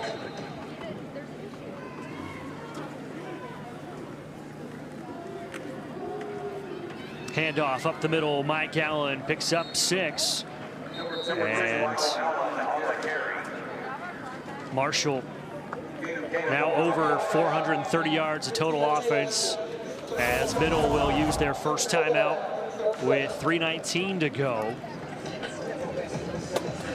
But a very, very balanced offensive attack here tonight for Marshall. 260 yards in the air, 173 on the ground, with 3 guys for Marshall with at least 40 yards on the ground. Mike Allen leading the way with 72. Lacey with 42, Roberts with 41, coming on 3 carries. And that's the advantage that you got to think, if you're Marshall, that you have when you run so many different running options out onto the field, whether it's your quarterbacks or your running backs. Those different running styles keeping defenses guessing.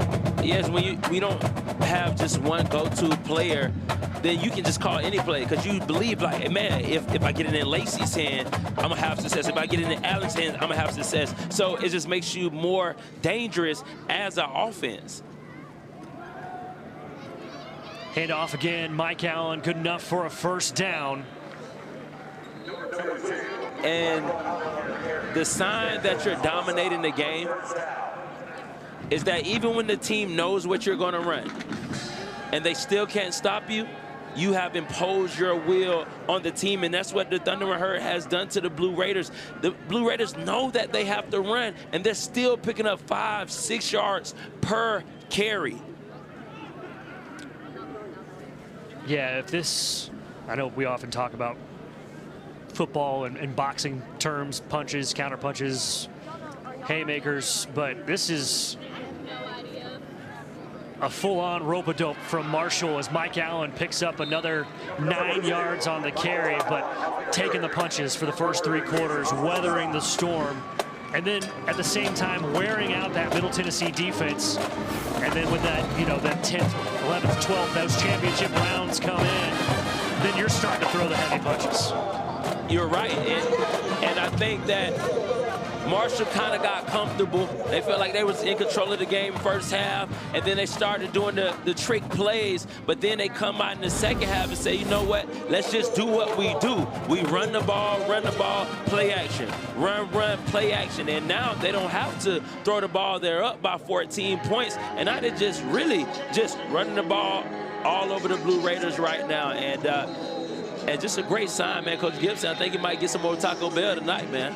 Yeah, 2 a.m. Taco Bell run. And talking to him earlier in the week, we asked him, how'd you celebrate your first win? And he said, well, afterwards, hung out with the team for a little bit and had a beer at the stadium late at night with some of the admin, and then hit up Taco Bell at 2 a.m. He said that might not have been the greatest decision for the belly in the morning. Upset stomach after, yeah. But a little Pepto-Bismol after that. Yeah. 2nd and 2, they go right back to Mike Allen, and Allen close to the sticks. And Allen has already had a career night tonight. Career high 88 yards.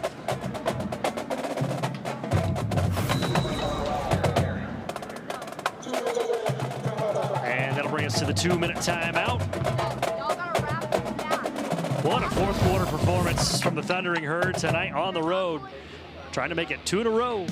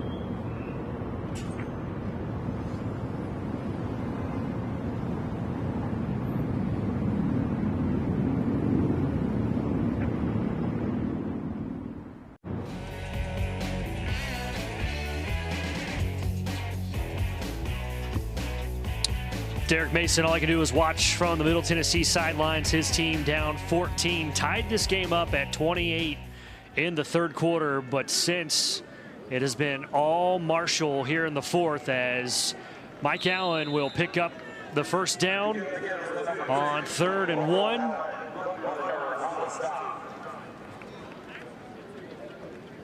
And I just go back to that penalty.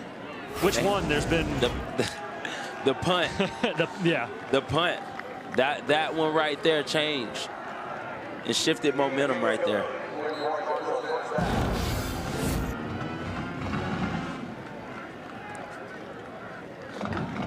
Middle opting to hang on to that one timeout as Carlos Del Rio Wilson will get into victory formation.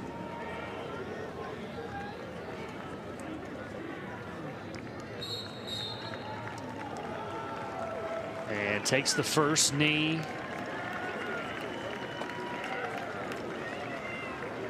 $12 penalties, 111 yards tonight for Middle Tennessee. They had 74 yards on the ground. 72 of those came in one run from Jaquale Middlebrook. Yeah, I think that says it all right there, man. You have 111 yards in penalties. It's very difficult to win a game, especially a close game. Yeah, and we're not talking, 5-yard false starts. We're talking 15-yard penalties to keep drives alive for Marshall. So this is going to be a tough one to swallow for Middle, because there were some really bright spots from this offense. So many big chunk plays from this Middle Tennessee offense that averaged almost 8 yards a play tonight. I think we hear Coach Mason talk about it right every week. He sees the bright spots. He sees how the team keeps getting better, but it's always something that's just snipping at their Achilles heel and prevents them from becoming and being the team he believes that they could be. So Marshall will come into Murfreesboro for the first time since 2017 and pick up the win on the road. And Tony Gibson has gone back-to-back, picked up career win number 1 last weekend at home, and now he's got his first career road win this weekend. And he'll get a chance to make it 3 in a row next week on the road at Louisiana, as Marshall will open up Sun Belt play last year, this was a Marshall team that was picked to be 5th or 6th. They were picked 6th in this year's coaches poll. Last year, they won the whole thing. They won the Sun Belt. Now, obviously, this is a new team, 75 new players. But the way they played tonight, the way that they controlled the line of scrimmage, especially in this fourth quarter, this is going to be a Marshall team that I think some folks in the Sun Belt need to keep an eye on. You're right, and I think we know Marshall can run the ball, but if Carlos Del Rio Wilson plays like this, they are going to definitely complete for a Sun Belt championship. And Justin Beasley is with the winning coach, Tony Gibson. Coach, a thundering performance in the second half for your Thundering Herd. Tell me about what adjustments you made in the second half for that to happen. Yeah, I thought we tackled better defensively. We played much better in the second half, and then our offense that took total control of that game in the fourth quarter, 21-0 in the fourth, so that was big. Your quarterback had as many incompletions as he did touchdowns. That was 4. What did you make of his performance? Yeah, unbelievable. You know, he's had 2 really, really good weeks, and really proud of him because he was you know, we put a little stress on him early in the season, didn't start him game 1, and he just kept working. I'm so proud of him and this football team for how we kept fighting. You know, we've been here 9 hours now, so it's been a long day. What kind of adjustments did you make in the second half, and then I'll let you get home? Yeah, no, we, you know, what we did defensively, we need to be aggressive. That's our DNA. We're an aggressive defense, and I thought our kids stepped up, and we tackled better. So that was the key to all of it. Congratulations on the win. Thanks for the time. Thank you, guys. Thanks, JB, and thanks, Coach. Congrats on the win. And it's going to be a sweet trip home for the Thundering Herd. And, yeah, Beasley brought up a great point. An outstanding performance tonight from Carlos Del Rio Wilson. 18 of 22, 261 yards through the air, 4 touchdowns, no picks. Also had a rushing touchdown in that first quarter. He played a clean game, and Coach Gibson came in saying, hey, we don't have just one quarterback right now. And I think after this game, Carlos Del Rio Wilson is QB1. I think you got one quarterback right now. That's right. There's a look at the final numbers for tonight. Hey, Nick Vattiato had a pretty good night as well. 299 yards through the air. The completion percentage drops back down to 59%. But really, in those first 3 quarters, before they had to start throwing the ball every down in the fourth quarter, he was in control of the offense. Yeah, he was balling. He had a great first 3 quarters. But like Coach Mason said, the team hasn't put a complete game. Last